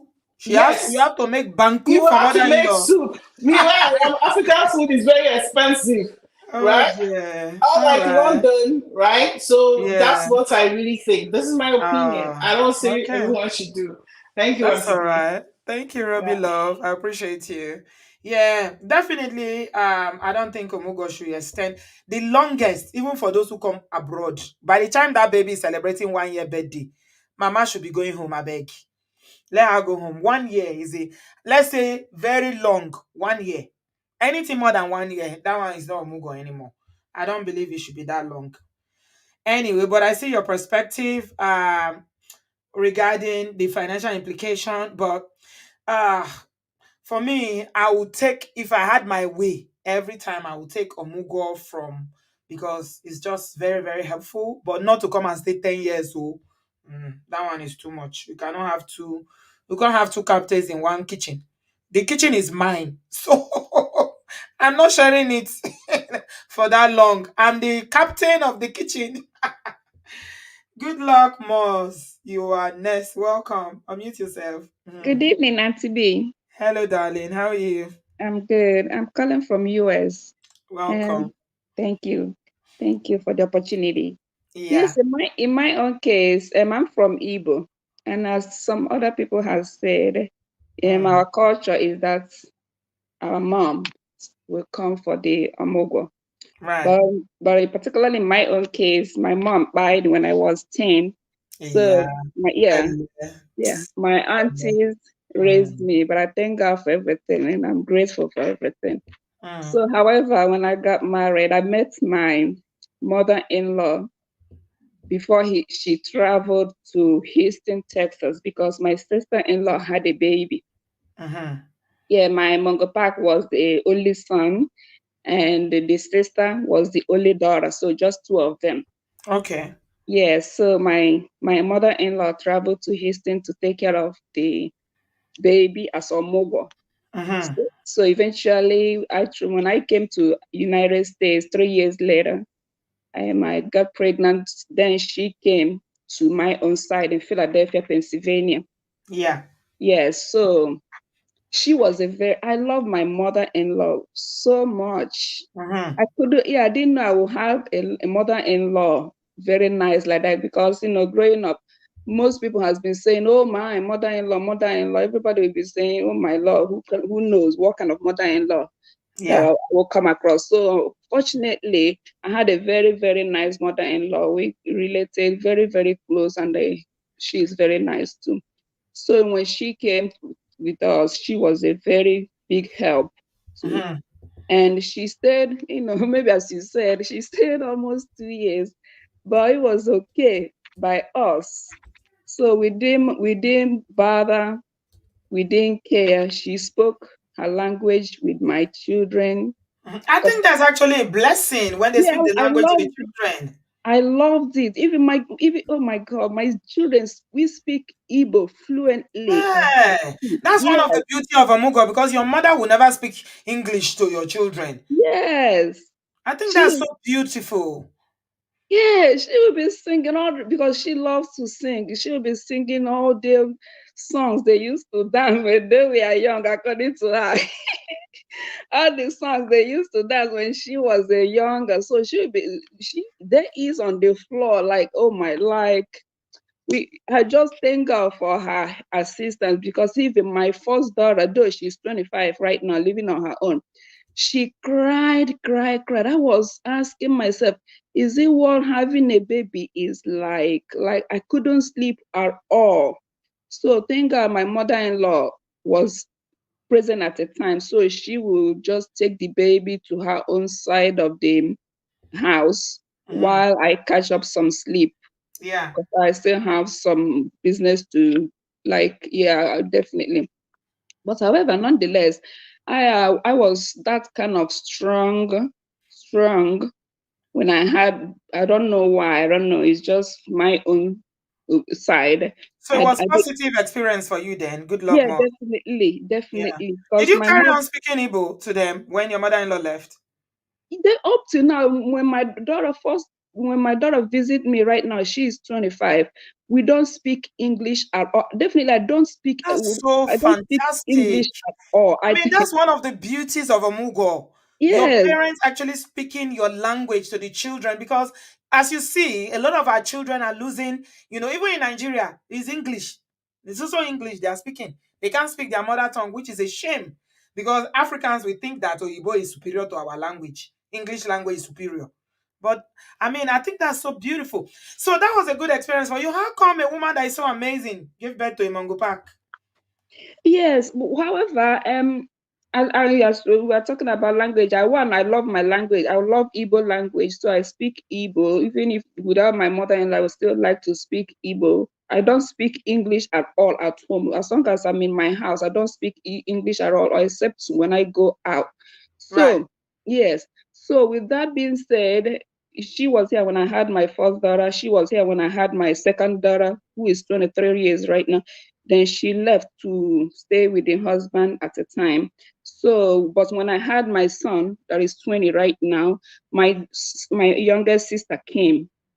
So my younger sister helped me a lot. She stayed with me for like 5 years before she got married, and they're living in Houston, Texas right now with her mother-in-law, staying with them with her babies, 8 and 10 years. But in terms of Mongo Park, you know how it is. If I come to your studio and tell my story, everybody have their own story. But if you still want to know, to be honest, I am that kind of people that just want to get a husband because we want to go abroad. I didn't Yeah, hear you. Say that I, again. I said, I am those kind of people. I'm Mm-hmm. just being honest with you. Yeah, that's fine. Absolutely. You Yeah, wanted to get a husband because you wanted to go abroad. yes, Okay, yes. so you didn't really want to marry. No, I didn't want to marry. I didn't want to be a nurse. And because I wanted to go to America, I had to change my career because I got admission to study banking and finance in Nigeria. But people keep saying if you do that, a possibility of going to America, that chances is far. So I had to change and do nursing, which I did not want to. I didn't want to do nursing at all. So I had to do nursing. Right now, I'm a registered nurse. Then my Mongo Park really was struggling. He was making $7 an hour.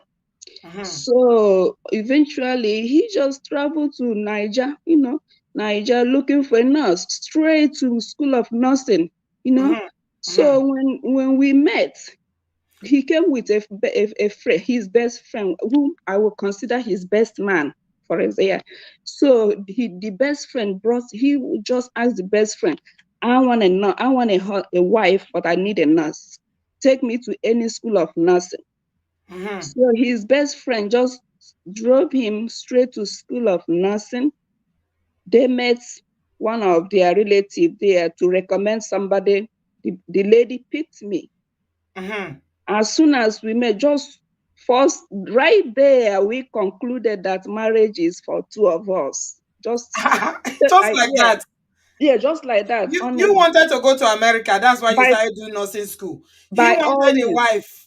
And then you met, and first time you just agreed to marry. Right there, at all costs. We got what we were looking for. I'm being honest with you. We were playing games on each other, even though some people may not tell their truth. But in my own case, I needed to go to America at all costs. Why did you want to go to America so desperately, if you don't mind me asking? I have always made my mind up since I was 8 years old.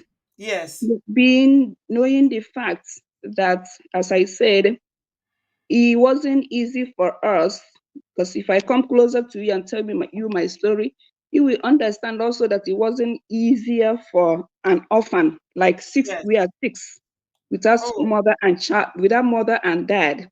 Your father wasn't alive as well. He was alive, but he was bedridden. Like, he's still same thing, like not having a father. So you just thought that America is where you will make it. You made up your mind as a child to go to America. I knew that I would make it in America because the uncle that raised 6 of us was in California, even up till today. Right. So he was sending dollars. We were raised with dollars. So even if I didn't have a mother, I didn't have a father, because most time people will think that our parents lived abroad, because the way we dress, the pen we used to write, the pen I used to write my examination books. They were nice to you. The uncle was nice to you and took care of you. We have very, very good families in my dad's side. They raised 6 of us. All of us are here. All of us are here. My sister is in Houston. My other sister is in Houston. My last brother is in Australia. We were just blessed. So this your husband that was looking for a nurse, and you that wanted to go to America, you saw each other and you agreed to marry instantly. Right away. He just came to look for a wife. I myself has been looking for an American husband. There was one. Sorry for laughing, but it's the way you say it, that you're looking for American husband. Yes, that's why you even calculated that nursing is a sure way to find American husband. Yes. Yeah, because my uncle in California has already told us he wanted to bring us over to America since we were little, but he couldn't because, one, he wasn't our biological father. Right. Secondly, he has no citizen. So since then, he has been setting up opportunities how he can bring us here. Yes. So he will tell us, do this, you can take the N-class test. He will be bringing books. We will be doing everything, all sort of things, setting ourselves up in any opportunity. Now, let me ask you this, good luck, Moss. Did you like him, or was there love, or was there any discussion? Did you have a relationship before you married, or how long did it take you from when you agreed to when you actually married and went to America? I agreed right away. He agreed right away. So because when he came to Nigeria, he only stayed 30 days. So that within that 30 days, we met like 2 times when he came to my school. He visited me to my school the very, very first day we met. Then the second day he came to my school. Then the third one was when he took me to see the parents to their house. That was like 2 weeks. So in that second week, the third week, he left. There was no kerewa at all, because in this time we have not been married. Right. So when he get back to America, he stayed like 1 year, came back, we finalized the marriage. So after the marriage, then he traveled back again while I was in second year in School of Nursing. He wanted me to end everything. According to him, he wanted me to end everything. Let's japa. When I get to America, I will finish. Then my family said, no, they don't know this kind of japa in second year. They just want to make sure I finished, at least finished, graduate from nursing school, then move to America. Then I can move on instead of going to America to continue. Who knows if I will get pregnant and stop right there. Right. Yeah, so I waited for 1 year to get my finish the program. Nursing school. Yeah. Yes, before I traveled over there. But however, I did not like my Mongo Park. If you give me every other man, I would pick every other man before I pick my Mongo Park. So you mean you married somebody you didn't like just Yes. because of your desperation to go to America? Yes, if you want, if you are the people that like honesty. So did you think you were being fair to yourself, or you just didn't care? You just wanted to go to America? Yes, I did not care because I've made up my mind and I've been praying to, you know how, God, I want to go to America. So any boss that is going to America, I will see it as opportunity. What am I waiting for? He said, Just any get boss, it. any downfall that is going to America, you are entering Yes. it. Just get it. And when I see it, I just see it as, who knows, the opportunity God brings, when I say, God, can you please give me, a lemon juice? If he gives me a lemon, what am I waiting for? I will squeeze it. Did he To make like you? Did the guy like you? I don't believe he loves me, neither. I Right. don't, So he as I was, wanted a nurse. yes, This is, you can make a movie from your story, good luck. He yeah, wanted a nurse. You say you don't think he likes you. You wanted America and you didn't yes. even like him, but And you that's, married him just to get to America. yes. And that's why I told you that we were playing games Both of on you were each deceiving each other. other, Yes, basically. we were playing games on each Ah. other, and we got what we needed. We definitely, definitely we got what we deserved. How Even at long this did the point, marriage last? actually, the marriage lasted longer because when I got here, even though I did not like him, I wasn't just coming to scatter the whole thing. I knew I didn't like him, so I wasn't just coming. When I get there, we scatter. We lasted for 10 years. Why didn't you like him? Was he not handsome, or is just not your spec? Or why didn't you? Yeah. There's nothing about him you like. His personality, was he not kind, or why didn't you like him? Why do you think you didn't like him? Yeah, first of all, he wasn't my spec. Secondly,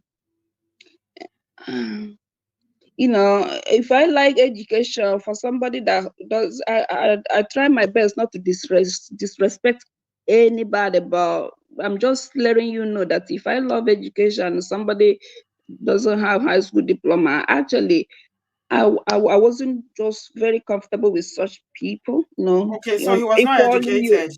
equally yoked. He was Equally not yoked. educated. Yes, yes. And Okay. thirdly, if I'm just fresh lady, 23, 24 years, you want me to get married to a guy that has 3 children, even though nothing wrong with that, but if it's not what I want, of course, it's not what I want. Was he married before? He wasn't married before, but he has 3 children from 3 different women. Like it just wasn't what I will like to pick if I. But he told you about this, that he had 3 children from 3 different women. Yes, he was honest with me and he was transparent with me. Only that at the end of the day, I agreed to the whole thing. Were you But honest with him as well about not liking him no, I and that didn't. he's not your spec? No, I did. I wasn't. I didn't tell him he wasn't my spec at that time. Yes, but when we got here, things were we stayed like 6 months. Okay, after 6 months, then we get into into conflict, one sort of problem or the other, lingering, getting worse. And he was the worst Mongo Park I have ever met. Like I wouldn't wish my worst enemy such husband. You've been using that word Mongo Park since you started Yeah, describing him. you I'm know, wondering, why do you say it's Mongo Park? What kind of what is it in his character or in the marriage that made you give him the name? Because that Mongo Park, we know what it means on this platform. oh, okay, yeah, and that's why I use it, Auntie B. That's why I use it. And as you can see, I just told you that I will not recommend him to my worst enemy. This also will let you know to understand why I'm saying that too. Right. Yes, because he tried to control me in every way, Auntie B. It was terrible, Auntie B. Auntie B was terrible. Beating, collecting my, Physical. yes, Hmm. yes. I remember I told you one time, if you remember, I had to call the police, like call the police.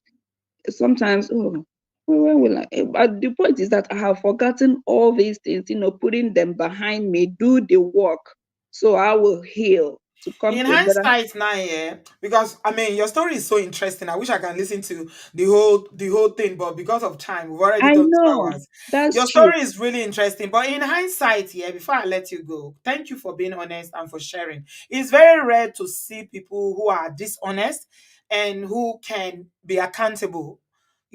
Because you said it, for him, for you, just seeing that man with all the baggage he had, you didn't care because all you saw was Danfo that was going to America and you go on it.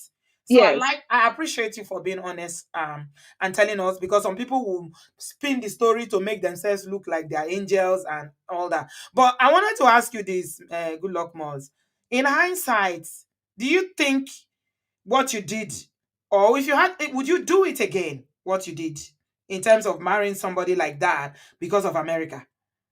and to be, it's still my choice though, because I won't lie to you, because it's still my choice. And if you ask me, and to be, I will still tell you that I will say yes, because really getting married, remember, some people don't get married because they love somebody.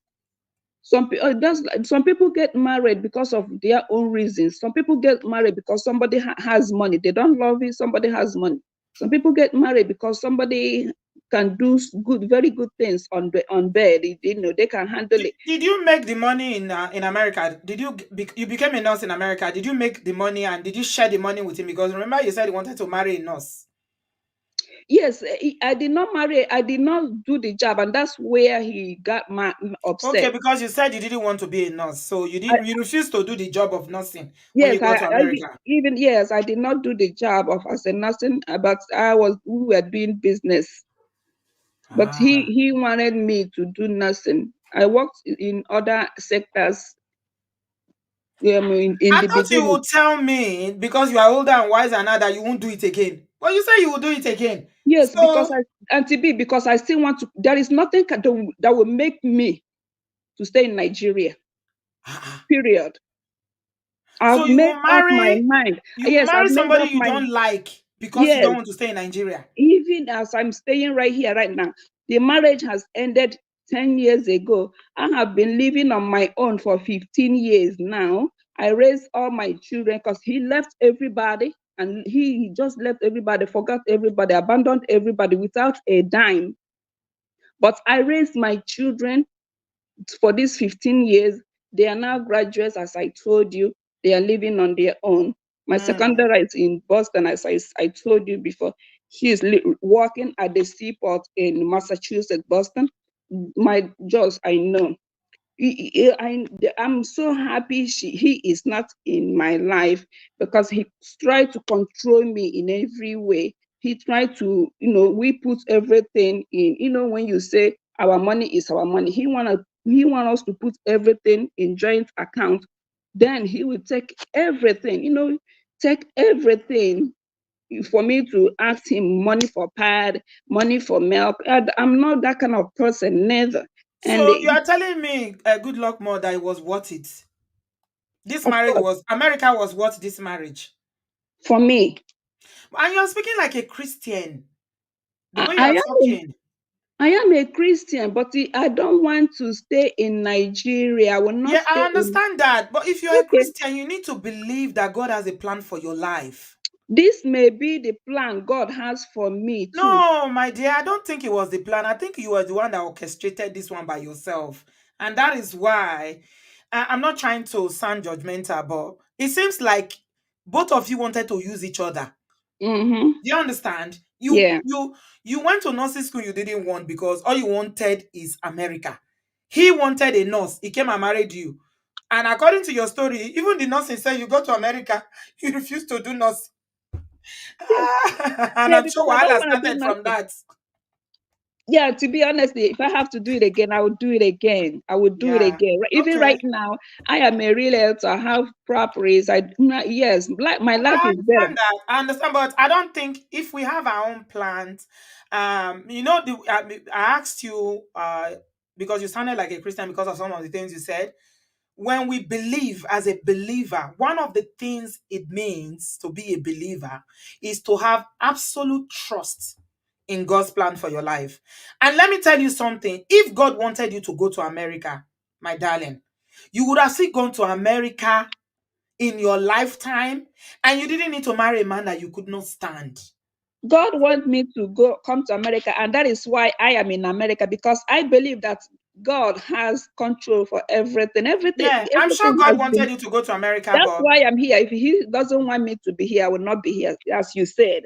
So I'm yeah. here in America. I'm enjoying America. I have nothing to So regret. America is worth it. You say Of America is course. worth it. Of course, what am I losing? Right now, I'm living in my own house. I'm not paying Mhm. rent. This is my own house, paid off. I have other houses. I am a landlady. Oh my, what am I just?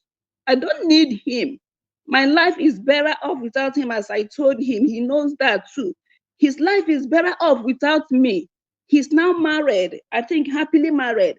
We still meet each other on the way. We discuss. We say hello when we meet each other. We are not like that Okay. strong enemies to each other. He Mhm. has his new home now, happy. Mhm. And Mhm. at this, as we speak, I have met my own spec. Oh, you have. Yeah.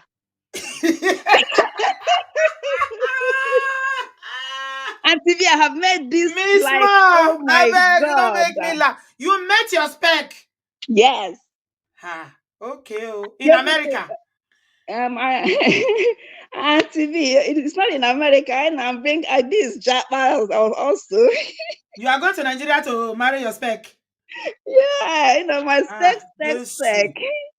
Hey, I'm So holding my breath. yeah, my story is just a long story, but it is what it is. It Yeah. is what it Okay. is. Thank He you. is Thank you for in a sharing. good place, and I Mm-hmm. am in a good place. I thank Mm-hmm. God for everything. Everybody, Mm-hmm. life is not a one size fits all. Everybody It's has their true. own journey.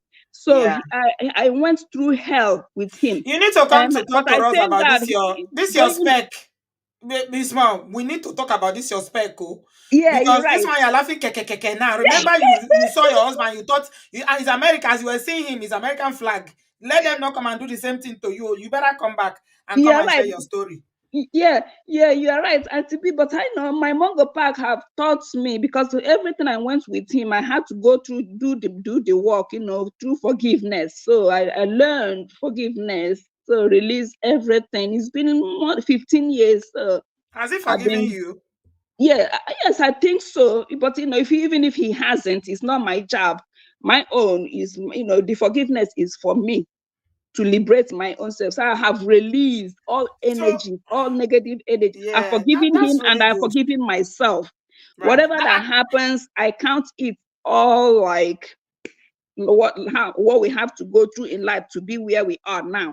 And I thank Yeah. God for where I am now. And I thank God for him too, Yeah. because he Yeah. took me to places where I couldn't have gone by Yeah. myself. And Because you he, said that, hold on, Miss Ma, I'm not going to let you go now because I've given you over okay, 20 minutes to okay. talk. Your spec, this your spec that you say you are, I see the way you're laughing keke now because you're in love. You know when a woman is in love, she'll be laughing at this small smile. And to Any me, you smart are thing. right. Any Auntie B, small you thing are is right. funny now. The other time you were talking my mango pack, my mango pack. Now you're laughing. Yeah, Good luck, Moz. Where is this mango pack? Where is this? Where is this your king? Your new yeah, my spec, bros? right? Auntie B, Where is it? what happened? Auntie B, what happened was I didn't know we would fall in love. I just went to help him. We're in Nigeria. Yes, I went to assist him.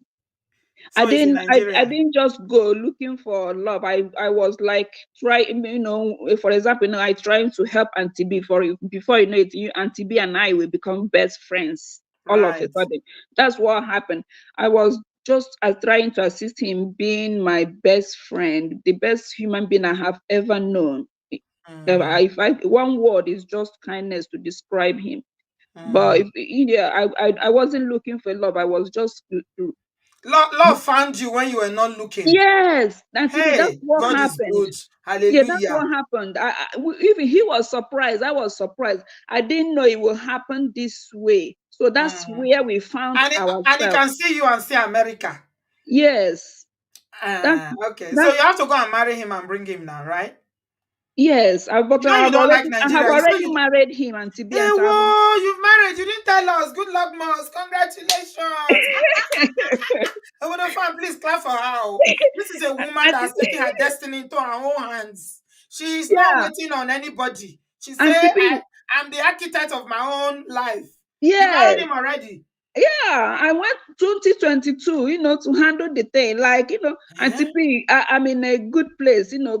Life is with me, us. Like Wow. So you're just waiting for, have you everything is filed for him? unfolding. Huh? You filed for him to come? Yes, it's in process. When he got here, you will know. Okay. Thank you very much for All is sharing. well. All is Amen. well. Yeah. Yeah. Thank Thank you you, very anyone, much. TV. All Thank you. I'm right, Miss sorry. Ma. God And thank bless you for you. what you do. Amen. Thank you, my darling. Thank you You're welcome. for Bye bye. sharing. Bye. Oh my God. You see these live shows, they just take turn that you never ever. In fact, but no, I don't know waiting to talk now again. Now, Omugwo matter now will talk before you know. Matter don't change you. The matter don't enter another corner when we no expect to. Oh my Egbami. God. From Auntie B. Omugwo, no, she said that her mother-in-law, the experience was so nice. The woman is nice, took Oh care of my, her. And I said, oh my how can God. a mother that is so nice have a mango pack? Because she can't say my mango pack. Oh, Oroba Auntie tusile. B. Auntie Enu mi B. oka. Oh, My mouth no Auntie fit. B. He said, I'm just looking for any vehicle that is going to America. I said, I saw him. All I can see is America, America, America, America. Oh my God, Auntie B. This is why I love your show. I don't laugh tire My today. show is Hey. super story. You can never predict how they Auntie turn out. B. I actually they work now. Even I let them fire me for laughter. They come London, come meet you. You dey laugh for work, but no laugh for work. Oh. Miss Ma no even send anybody. He said I didn't even like him. I wanted to come to America. Oh God. I beg, I don't open mouth for that my sister. I wish her good Talk of luck. Omugwo. Talk of Yeah, because I that wish her her good story. luck. God bless her. And I'm just trying to wrap my head around it. yeah, so everybody You with know their where own when she destiny. was talking the story, and they listened, but the one that really dazzled me was when I asked her, "Babe, would you do it again?" She said, "Yes." Ah, to be that's why I say make I not go that side. May you take and do I said, another "Go do am topic on again." it Say too, America because is worth it. laughter full that matter. Now somebody will really like America be this woman. She loves Ah, America. He says it's worth it. who no go come America? If Sakpa handle you for Nigeria, you go jackpa by fire by force. Now wow, Anyway, it is well. TB, you actually started a very good topic today. Oh. This topic is really, really good. This Omugwo, mother-in-law, and other things, especially for those of us who do obodooyinbo, is not easy, and everybody has their own unique experiences anyway. So I just want Yeah. to talk to my own gender because you have really done great talking to women. Me, I just want to talk about my gender. I Yeah. think men should understand that it is one thing to be married, have a lovely wife, be a great husband, and it is another thing completely to be the support your wife needed at childbirth. And Unfortunately, many of our young Nigerian men, they still don't understand that aspect of marriage. That when it comes to childbirth, nursing baby, it's a big deal. At least that for some women, that is when they are vulnerable the most. Oh my God. Sorry, but no. Lila said dreams do come true. Oh, at the be, I don't want to go through this with the American dream discussion This this American afternoon. dream, this American dream is I never see best way oh American dream serious like this. So he said Ah, I must enter America. I tell you, say when a woman set her mind to do something, if you know the power of a ah, woman, you know Ben, make I tell you something when men don't understand.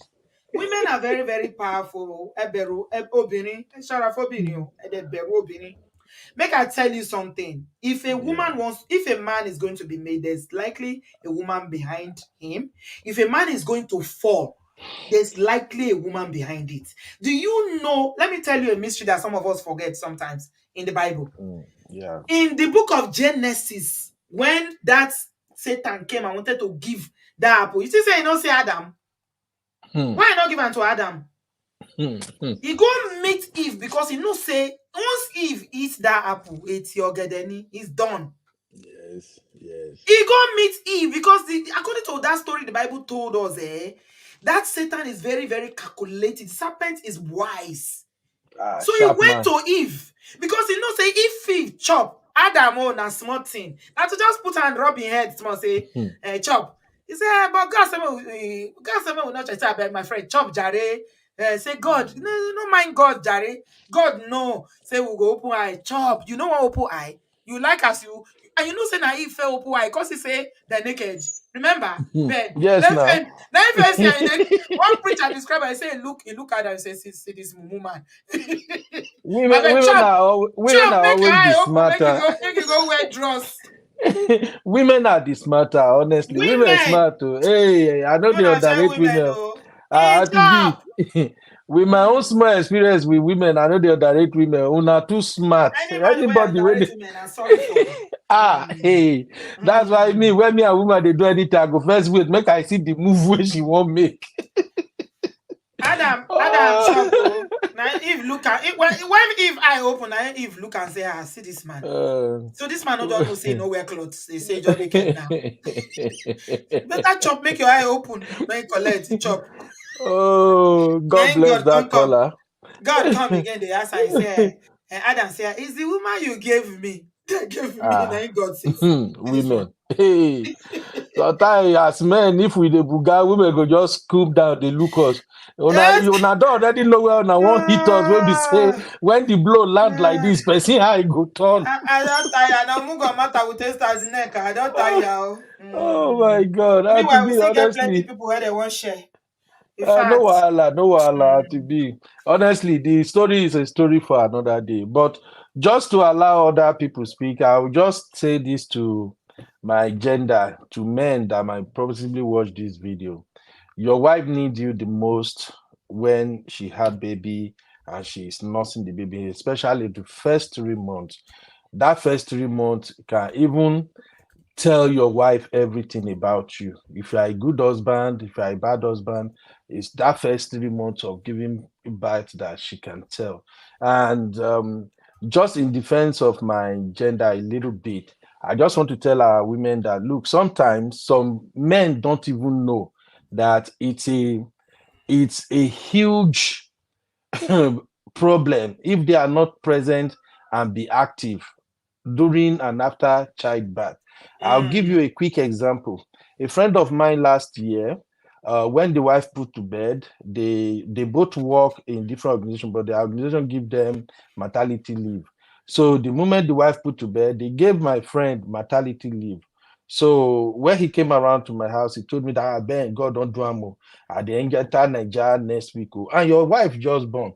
So I'm like, enter Nigeria next week. What do you mean? He said, want to approve maternity leave me. So I didn't judge him, I didn't criticize him. All I knew immediately was that, oh, this guy don't really understand what maternity leave mean. So I explained to him that, bro, cancel that ticket. Your wife yeah. just put to bed, and a week after you want to go to Nigeria. when your work give you maternity leave. That is not Paternity it. leave. The reason the job give you that maternity leave is for you to be there with your new baby and wife, so Yeah, you can help. And this yeah. is abroad. Nobody they help anybody. So I share my own personal experience with him that look, did you know the reason I brought my auntie to the US when we had my son was for her to come and help us? And why? My mother-in-law actually lives here in Austin, Texas. My mother-in-law has been here forever. And my Oh, mother-in-law, really? yeah, of course. Really? My mother-in-law has a house here. She's a very good woman too. But the thing is, when my wife put to bed, my mother-in-law can just drop in the morning. She will just come in, give the baby shower, PM, she's gone. She has to go to work, you know. So when my auntie was gonna come, in fact, that one a story. I think I've already shared the story here. So when we were bringing my auntie, I made a note to my auntie that Yeah, you you are said coming so. to help us. So you Yeah. are coming to help us. You know, my mother-in-law is here. My mother-in-law can take care of my wife and baby and other things, but she has to work and she won't be here all the time. So that is it. I explained to my friend that look, cancel that ticket. This is when your wife needs you the most. You don't know what it's like when women put to bed. That Yeah. sleepless night alone can drive some women crazy. It's You true. know, when somebody is derived of sleep. And that is why I also want to tell our fellow men that look, when your wife put to bed, one of the things you can do to help quickly, besides taking care of the house, cleaning, cooking, and all that, you also have to bond with that new baby as fast as you can if you want your wife put together. And the reason you have to do that real quick is that new baby can recognize you. Once you are talking to them, you are holding them. There is this skin to skin chest thing you can do with your baby when they were just little, 2, 3 weeks old. So the more they are familiar with your body, they can feel you, the relief for your wife. Because sometimes when your wife wants to sleep, that is when the baby will start crying. And that is when you step in, you carry the baby, just place that baby on your chest, carry blanket, wrap on her 2 days. Soon, the earlier the baby get used to you, the better for your wife. So I just want to tell women that sometimes you have to teach your husband. A lot of men don't know all this thing at all. In my own case, I was able to know this thing because I was the one who was there when my auntie, because my auntie raised me, I was the one who was there when my auntie was giving birth to her children. So now me, they carried and do everything. And when it now came to my turn, I already know that it's tough. Then finally, Auntie B, in terms of who should come for Mugo or not, honestly speaking, the best person to come for Mugo is the wife's mother. The wife mother is the best. I know, this obodooyinbo, like we said there several times, competition too much. When it comes to things like this, instead of to look at the benefit of having the wife mother come around, some men will think that this is opportunity to bring my mama or bring my auntie or anybody. It doesn't work like that. It has to be a discussion between you. It has to be Hello. a discussion. Yeah, Auntie B, sorry, now one Ben. small call enter. Can you hear Oh, me, yeah, Auntie B? finished. Yeah, round Yeah, up so that so I can it move has to on. be a discussion. Who should come should be the person that will help your wife. And when the mama come, please let her know that she has to help your wife. And wife, I beg you, don't say, okay, because mama come, you won't begin to show some attitude. No, bear in mind that she's only there for 6 months. So mama go come with her own attitude and package too, but just endure, tolerate her. So far, she's helping you guys. And God will bless everybody. Thank you, Auntie B, for having me. All right. Thank you very much. Listen to all of you men listening. Please listen to men that are fathers, at least. They've done it. So please listen to good counsel. The Bible says that in the multitude of counsel, there is safety. Tien, welcome. Hello. Hello, can you hear me? Yes, my dear. How are you? Where are you joining us from? I'm calling from Washington, D.C. Right. 3 minutes, Okay. please. Mhm. I have 2 minutes and 59 seconds. So, Yes. my background is I'm a new mom, first time mom, and I came to the United States when I was little, and my whole family is here. My mom does not live too far. So I've listened to a lot of people say, in terms of who should come first, it should be the wife's mother. And I heard you talk about your own experience with your own mom and how much your mom was able to help you. In certain situations, it's not the same for every woman. For me, um, my mom was able to come, but she couldn't stay the entire time because she also had to work. And my mother-in-law also came, but it was not the same as when my mom was here. One thing I want every mother to take into account, especially if you are in the United States, is Mm-hmm. to be aware of the influence of hormones and how you might interact with the people that are coming to help your babies. They Mm-hmm. tell us one thing in the hospital, you should do this and do this and do that. And then, when you have someone come to your home for Omugwo, they try to use all the old practices. And sometimes the way you might communicate with someone when you're not after postpartum is going to be different before, you had a baby. So just Mm-hmm. be mindful of, you know, the changes in hormones and Yeah. how it might affect your interaction with your mother and your mother-in-law, because Mm-hmm. sometimes it may not even be in your best interest to have somebody visit you. It may Mm-hmm. just be because you guys are going through a lot. And I like the other caller, the man that just spoke about man being aware of the changes that happen when a woman Mm-hmm. has a baby. And for me and my husband, I do have experience taking care of kids because I have a lot of nieces and nephews. And my husband was very good learning in the process, and for both of us to be able to take care of our own kids. So when people came, it was just to, help us here and there. And when you add all of that together, it really evens out. And the last thing is that for us to tailor our expectations of what a mogul should look like. I do like when Mm-hmm. people say have that communication ahead of time as to you are coming to do this. And then what if you have that communication with that person and when they come, they still don't do what you guys agreed on? Now you're dealing with postpartum, and then you're dealing with the anger of not getting the type of help that you need. So Mm-hmm. I feel like a mobile in the United States can be a very touchy subject because it can actually ruin marriages and relationships with your husband as well as your in-law. So sometimes a mobile is good if Mm-hmm. you know who you're dealing with and you know where you are mentally to deal with people, and other times it can be bad. I hope that was 3 minutes. All right, you are very good with your timing. Thank you very much, TN. I appreciate you. Okay, we got to run now because we spent so much time. Unfortunately, we had so many people today. This topic is just definitely very, very interesting to a lot of people, even though people are still not liking. Please give us a thumbs up. Realities around you. Welcome. Thanks for your patience. How are you? It's been a while. Hello, Auntie B. Good evening. Good evening. How are you, Jessica? I'm doing well, thank you. And How you? is the family? I hope you're all right. Auntie B, I'm all right. It's been a roller coaster. Yeah, With pele, with pele. time, I'll share my story. It's been too much stuff, Auntie B, but thankfully I'm here. Hmm. Yeah, thank you. This is a Hmm. very good topic. This topic really is a very big topic. When I hear this kind of topic, the video you shared earlier, I saw that Hmm. video a few days ago. I was like, wow. Thankfully, some persons are coming to speak about this, and with time, more people will come to speak. There's so many things happening when it comes to the part of this Omugo thing. In our Igbo culture, Hmm. the woman's mother is the one that is supposed to come. That is Right. how the Igbo culture has done it. Yeah. That is how I grew up seeing it.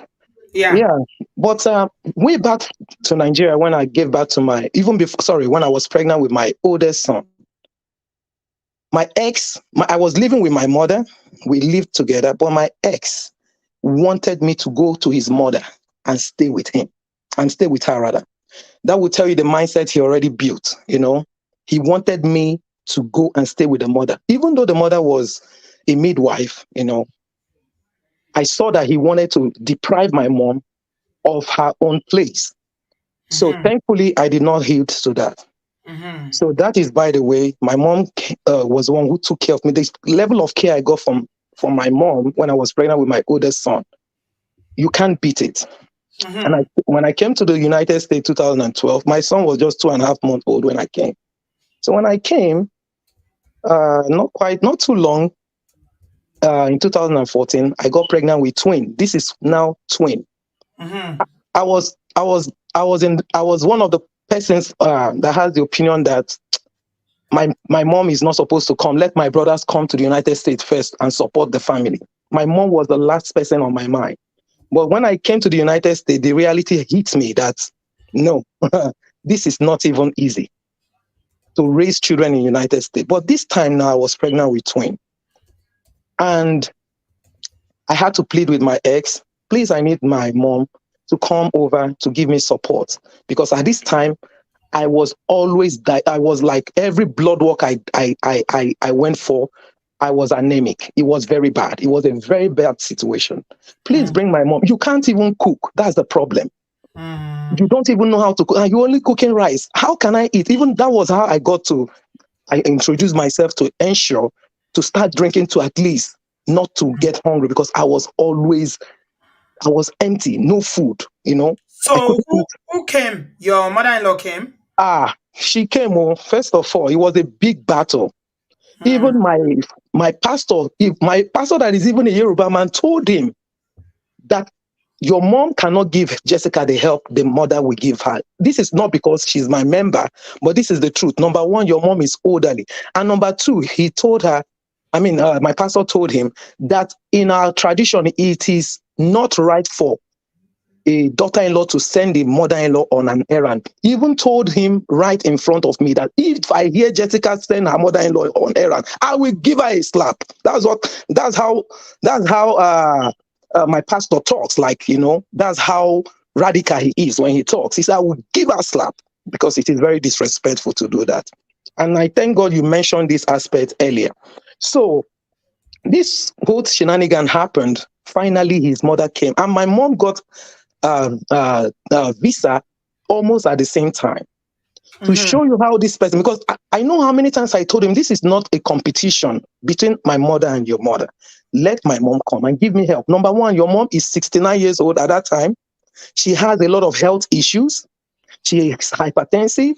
She has high blood cholesterol. She's diabetic, everything. How can she give me help with pregnancy when I already have a son?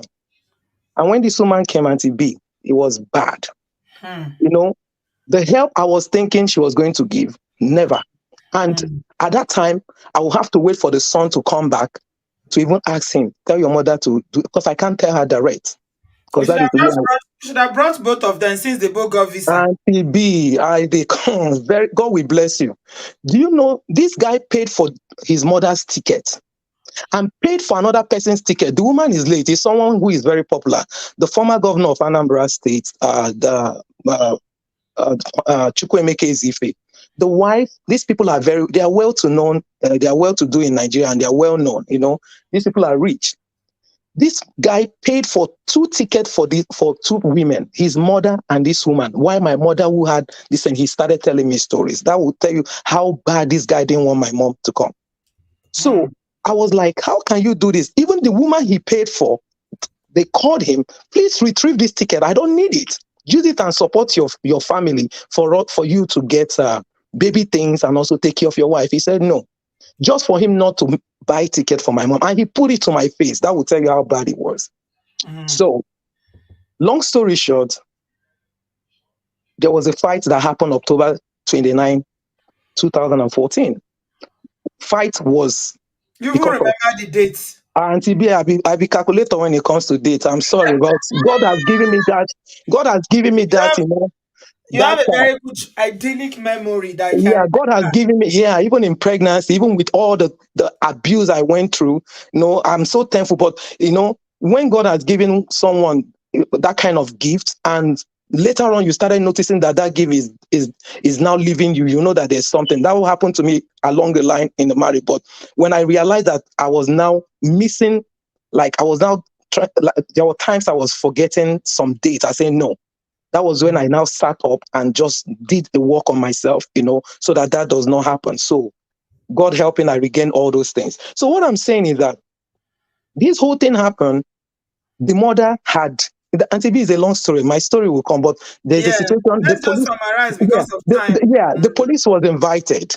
I told the police to tell his mother to leave my home because since the woman came, the wahala was too much. This woman was sending my oldest son to go to me. And at that time, I was consistently on bed rest. The doctor requested I be on bed rest because I almost lost the twin pregnancy so many times. So I was like, what is this woman doing here when she can't even hold a 2-year-old child? Keep saying, go to your mother, go to your mother. She said, my son is making her BP go up. All those. Then why are you here? Yeah, somebody is saying in the comment section now that they know somebody that they brought their mother, and even to bathe the baby, she's not bathing. What's she doing? Thank you. Let her go back immediately. Immediately. They should send her back. Immediately. Yeah. I had to even give my ex, because I was working before the pregnancy, started telling on me. I had to give him $450 to support him to buy tickets for my mother. He started telling me story. They can't find ticket. Auntie B, that day when I called police, the police came. He called his friend that had the ticket money to bring back the ticket money. They brought it. By the time he left the tickets money on the bed, Auntie B, I was going for my ultrasound. I took the money. I bought ticket for my mom. That same day. Jessica, do you know that today is the anniversary of that date you just quoted? Yes, now Auntie B, God is faithful. You have to come back and share your story again. Auntie B, I get story from out. I'm telling you. Those of you don't remember Jessica. Jessica was the person that started us on this journey of sharing stories. Jessica was the one that came here and told us her story. The very first person, in fact, she didn't cover her face. The kind of boldness this woman has, God. It's too much. She told her story with her full chest. Yeah, Auntie B, thank you. Wow. I appreciate It's been that. over 2 years now. Yeah. So the whole thing happened. I bought ticket for my mom that same day for her to leave Nigeria the next day, 30th October. By 31st October, my mom was here. Auntie B, the help that my mother gave. I'm not saying my mother is perfect, but the help my mother gave. Oh my God, you can't compare it. You can't compare it. Finally, he moved his mother out. Both women did not meet at that time. It's just for people to understand that my ex was a nurse. There was something Robin said earlier about teaching men. No, Auntie B, you can't teach a man. If you're never ready to marry, you don't know these things. No, marry. Don't marry. You can't teach a man because he is a human, just like me as I'm a human. We came together. The best thing for us is to put our heads together and say something to discuss about how these things will work. I can't be teaching a grown man who made up his mind to marry, but is not ready to do the work in the marriage. So that was the whole thing. And he's a nurse, just like I'm repeating it again. And he knows better. He has been in the world where women deliver children. So he knows better. This person was not there to help. So it's time for our African men to start helping. Because I see many men that do this in their Mongo parks. That's the truth. Many men that are hard on their wife during pregnancy and childbirth, they are real Mongo parks. That is it. Because if they are not, why would they think that it is easy to carry pregnancy? As that one told me that pregnancy is not sickness. His mother, that is also a midwife, also said the same thing to me, that pregnancy is not sickness. So please, our men should stand up. If they are not Mongo Parks, they should help their wives. So, and women, I'm of that tribe now that believe that before you marry, just like Dewale said something, your womb is very important. Don't give your womb to any man, that will not value it. Auntie B, I know the journey all this while because I have children for this man. I know this, the deep mess that this is that has gone wrong all this while. But I'm so grateful to God I'm here. My children are here, even though there's so many up and down. So it's just for men to stand up, take care of their responsibility, make sure the wife's mother, if she's available, if the wife's mother is not there, the sisters can do the job. Instead of a woman who gave birth to come and be pounding yam for a mother-in-law, she will sit down. She went through so much stress. So I'm the not body, panding yam for anybody. I'm not Me, going, pound yam. yeah, yeah, Me, nobody can make me pound yam on a yeah. good.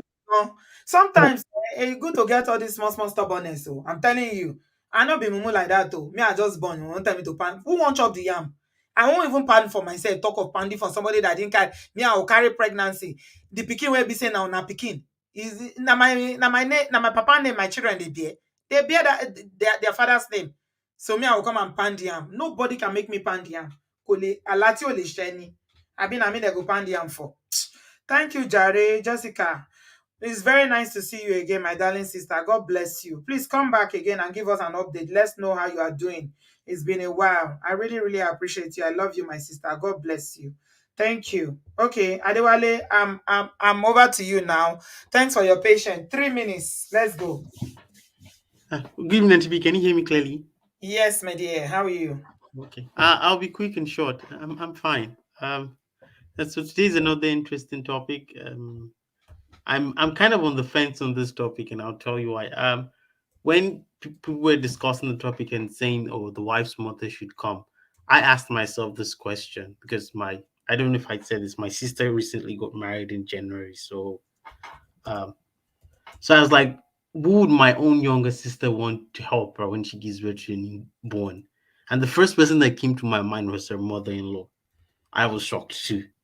And the reason the reason why I thought of that is because I think my sister would want someone who would help her the most. And Okay. and I'm not sure if my mom is going to be that person because growing up, she and my mom they always butt heads on how to do things. So, for Right. example, my sister would want to cook something, and she learned something from school from her friend, and she'd want to cook something differently. My mom would be like, "Why do you want to do it this way? And you shouldn't do it this way." And they argue about it. And that has Yeah. just always been interesting to me. But Right. I mean, recently she was talking to us that she cooked something for her mother-in-law. It's one of these new meals that the new generation cooks. And then Mm. her mother was like, "Oh, what did you cook?" And then she told her mother like, "Oh, she doesn't eat the food that she's gonna be angry." And we were all shocked. My mom was like, "Are you talking to your mother-in-law that way?" My sister's like, "Mikini." My sister's like, "That's how they Your talk." sister like Wawulen. She told her mother-in-law when she doesn't eat the food, she'll be upset. She'll be upset. We were all shocked. My mom was like, "Why would you say that to your mother-in-law?" And what She's did the like, mother-in-law "Mikini." do? She said, my sister said my mother-in-law ate the food, even licked the place. The plate. Your So sister we're bullied all her laughing. mother-in-law. No bullying of mother-in-law is allowed. No, no, no, no, no, no, no. No, I'm not saying she was just saying it like in a fun way. So I was just like, Mm, in my own mind, I just feel like in terms of that aspect of maybe someone helping her take care of the baby when mm, when she just gives birth, she might prefer her yeah. mother-in-law to come Yeah, than I my mom. mean, yeah, he's the most appropriate person. That's what we said, That's so ideally. that so that so my own answer to that is it's the person who would help her the most. I've actually seen cases when neither of the moms came. It was the extended family, maybe an auntie or an uncle that came to take Yeah, yeah. care of the baby. Anybody So who it's the have it's a the preference do it. it's the Yeah. wife's decision to make. She needs to decide of the Yeah, but person I who think would in help Igbo her the land, most. generally from all our Igbo sisters that have spoken, is the wife's mother that will come. So that's Yeah. fine. So that's all I want to Mm. say, Auntie B. Thank you for having me. Thank you. Thank you very much, my darling. You see, your sister, Adewale, by the time she give birth now, she will be more understanding of your mother. Sometimes when you and your mother, you don't get along. It's not all everybody that gets along with their mom, right? Even women. So, and when they start having babies, that's when they become closer because you will now understand what it means to be a mother. So I've seen it happen many times. You don't, it's not every time you get along with your mother, but there's something that childbirth will do to you that you will now understand. Ashe, na so it be. You have more respect for your mother. You have more understanding of even the differences that you have in terms of generational differences that you have. Yeah, yeah. But thanks a lot, Adewale. Bingpe, welcome, my darling. Sorry for all the time that you waited. I know, Auntie B, no problem. No problem. How are How are you? you? I'm good. I'm good. Good to be Mm, here today. thank We've you. We are laughed going to in end the comment show section. together. Okay, okay, I'm the last I caller. All didn't know right. we are Well, going to be this long. Oh, I'm tired. I I said I know won't stay long. Hey, it's almost there. 3 hours. 3 hours Three again. hours. Oh Hey. my goodness. Ekpele. The Mm. Lord is your strength. You are doing a wonderful job. And Sorry. so, So this oh, story, because I saw the lady video on Instagram and I was like, she made very valid points. And for someone like me that I've lost someone after childbirth, so I can't even imagine, being pregnant, having a child, and they want to bring your parents here or your mom or whoever, and they are not helping, and you have to be taking care of them while you are still nursing your body. You know, I think for me personally, it is not designated to somebody, one person or one person mother should come. I think it has to do with who will do the job when they come. It can't be my mother-in-law or my own mom. And also I feel like in this situation is we should try not to be too sentimental about it. Like it should be a conversation between the husband and the mother and the wife. and the wife, sorry. Because I remember I have a family friend that the mother-in-law came when she had the baby, and her own mother is way Mm-hmm. younger than her home than the mother-in-law. So because we are very close, so we're talking, and I asked her, I said, is it like, was just a conversation? So I just throw it to her that, oh, did you know that your mother-in-law will be coming, or how did you go about it? She now said, well, it's not, I mean, when she had a baby, when she was pregnant, the husband called her and they sat down. And the husband was like, now you're about to have a baby. If you want to, because they live in New York, if you want to start doing daycare, it's going to be extremely expensive. Yeah. What do you think? Should my mother Mm-hmm. come or should your Mm-hmm. mother come? Immediately she said, no, my mother cannot come. Oh. I said, why did you say? She said, I know my mother. Mm-hmm. Mm-hmm. She will not sit still. She's not the kind of Yeah. mother that will come and sit still and be helping you carry baby. He said, Yeah. anytime Somebody you said see, in the comment that the one mm, mother that was supposed to yeah, come and do a mugo said, I can't lock so my shop in Tojo. exactly, You yeah, have to pay me. exactly. So in me, there are some things I'm not sentimental about. You And know, it's not all mothers that are maternal. Let's not forget that. exactly. You I know, know I have an auntie that is not maternal. She's not. exactly. So That one don't that did now not say. even is not Mhm. doing any omugo for She anybody. was like, no, my mother cannot come. She, even when I'm talking to her, she'll be telling me, "Ah, mo fẹ́ wá ṣiṣẹ́ ni," meaning I want to come and work and make dollar. She said, is it that one that I will bring, she will come and help me. She said, and she also know the kind of person her mother is. Uh-huh. Everything that is happening in their house, she'll be Mm, telling people in mm. Nigeria. So she knows her mother now. So Ehen. that's why she So said she her mother, knows her she doesn't want mother, her and mother all to of come. us knows Yeah. our mother. But if you have a So great relationship with your mother, then why not? Yeah. yeah, oh, I sure, think sure, absolutely. it's If not one I'm sure, size fits all. yeah, It's it's not it's one you. size But fits I all. like Yeah, the thing that your friend did, yes, being the yes. husband and her and They him, start, yeah, exactly. she and Yeah. her husband had a They start down and conversation. they talk That's about, the most important thing. she Yeah. was even the one that said, no, my mother is not coming. No, bring your mother. Even Yeah. though his own mother is way older, but she's still kind of strong. She's still, it was No way uncle should come old. for Mugo. No that father should come for Which Mugo. father? Who will the father come and touch? Is the father Father okay? cannot bait baby. Oh, father cannot. The Which fathers are not father? domesticated. No, They joy. your Oh, father daddy. Daddy, will ẹ má not be bínú pressing o. my body. Ẹ má I know. bínú. Ah, Ẹ lè sorry. wá. You cannot come. No, you can't come. We'll be sending money to father. We'll be checking on father. We'll be fine wherever he is. No father is coming for no Omugo.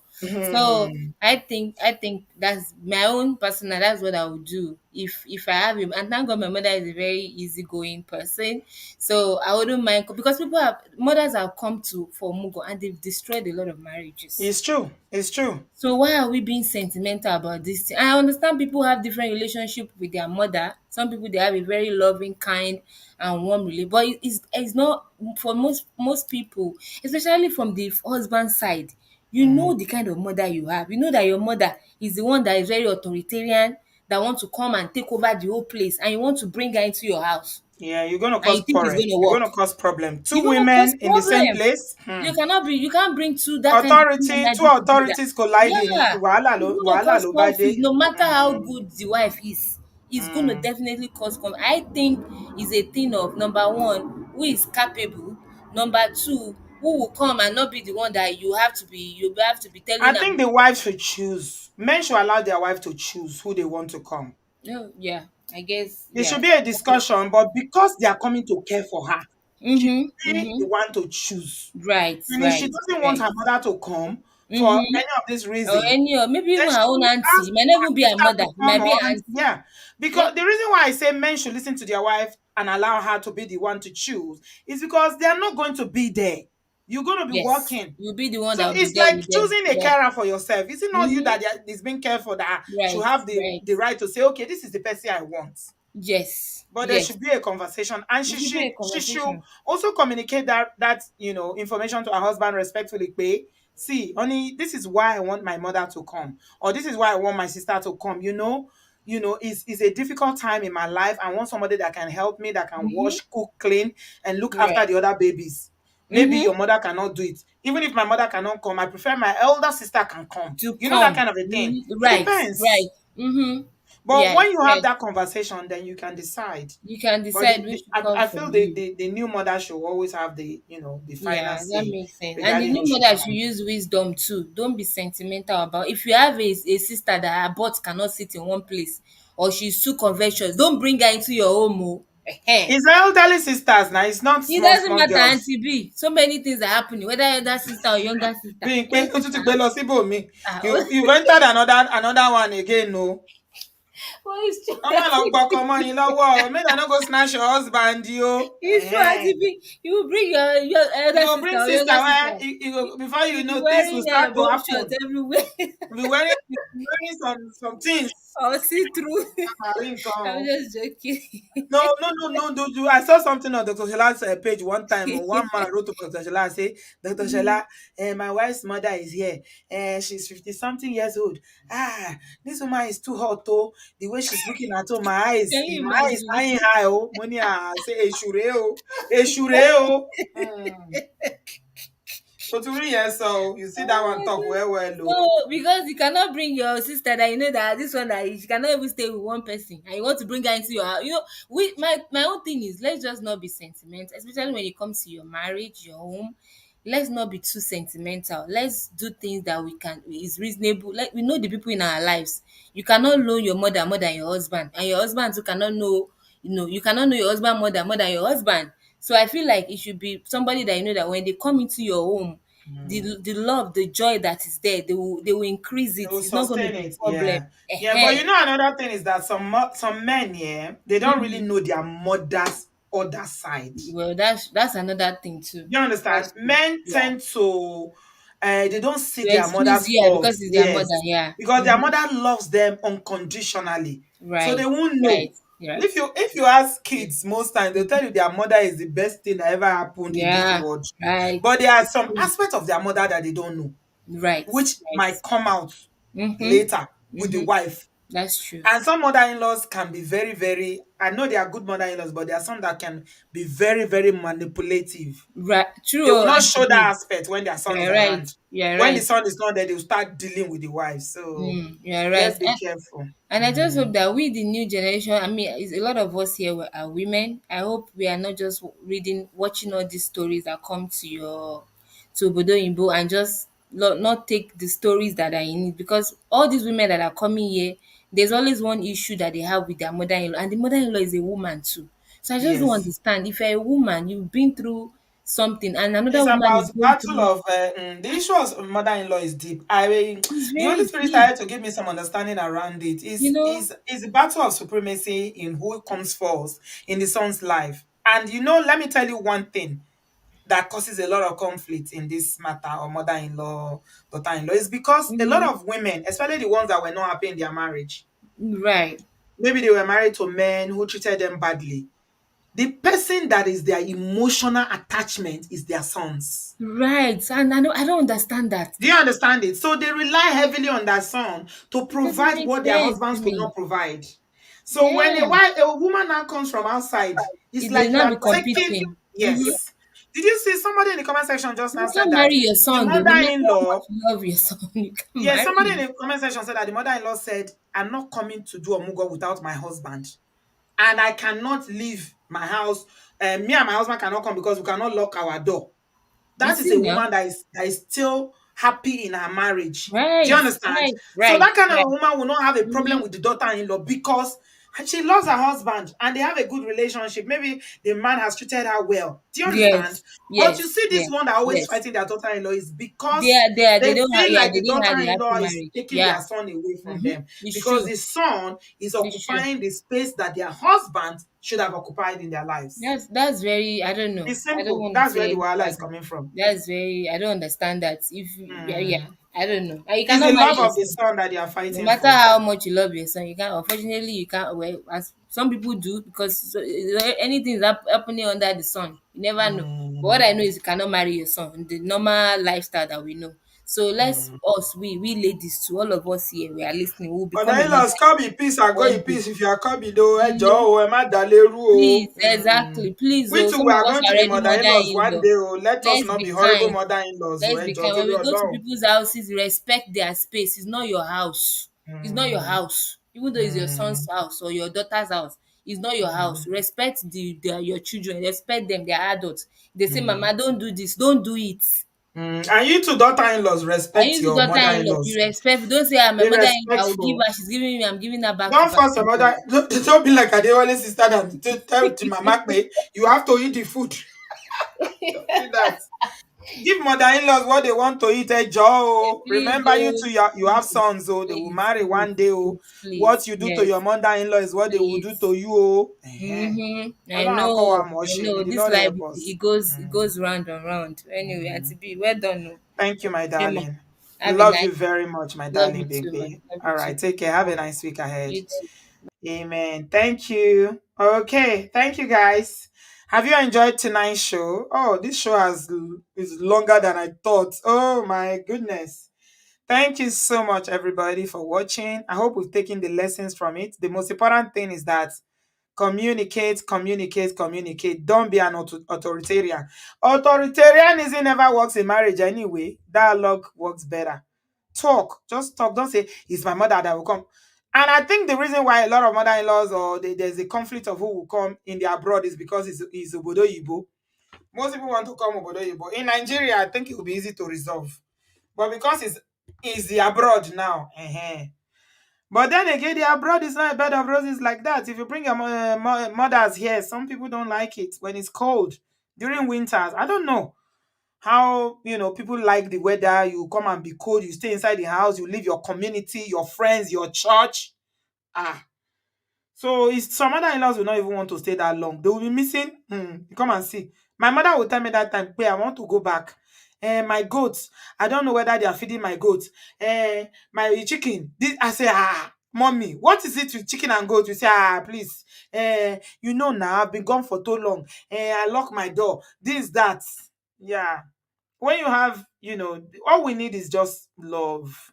Let's not try to be fighting for the attention and the affection of our husbands and our brothers or our I recorded a video I'm going to share with you guys on Tuesday about sister-in-laws.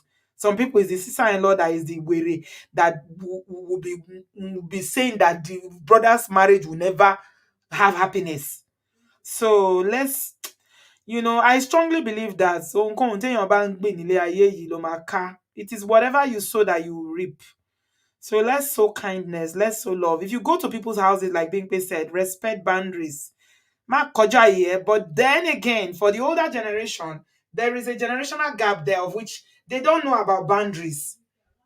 So if you have an elderly mother-in-law, for instance, that come to your house, don't expect her to know some things, but you can correct them in love. But you must show respect, because the respect that you have for your mother-in-law is an indication of the respect that you have for your husband. If you disrespect your mother-in-law, it shows that you do not respect your husband, or you don't love your husband. No man will be happy if you disrespect their mother. Babe, no man. So that's why it is good for men who are husbands to always do that talking. If there's any need to correct anything, let the man do it. The husband should be the one that is talking to the mother, not the wife. Because if it comes from the wife, especially when there's a conflict, it can become disrespectful because of anger, annoyance. So when the man, for instance, in Brother Ben's house now, if his mother comes there and there's a conflict between him and the mother and the wife, Rabben should be the one that will go to the wife and say, Mommy, no, Sheba, you, it's not like this. Oh, please, this is my wife's, this is her kitchen, this is her children. I know that you care, you love us, but bashing shade, this is how we do it in this generation. Maybe you people did it like that during your time, but this is a new era.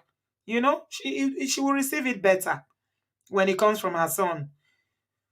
Women love their sons baje baje. So whatever you are saying, even if if the daughter-in-law says it that she will not receive it, when it comes to the son, they will receive it because of that love and the bond between mothers and their sons. So may God help us. Thank you so much, everybody. I really appreciate you guys. Thank you for watching. Subscribe if you haven't done so yet. Give this video a thumbs up, and God bless you. Have a lovely week ahead. Happy new month ahead. And I have a video that is dropping on Tuesday about sister-in-laws. Make sure you look out for it. And I will see you then. Thank you so much, everybody. Bye.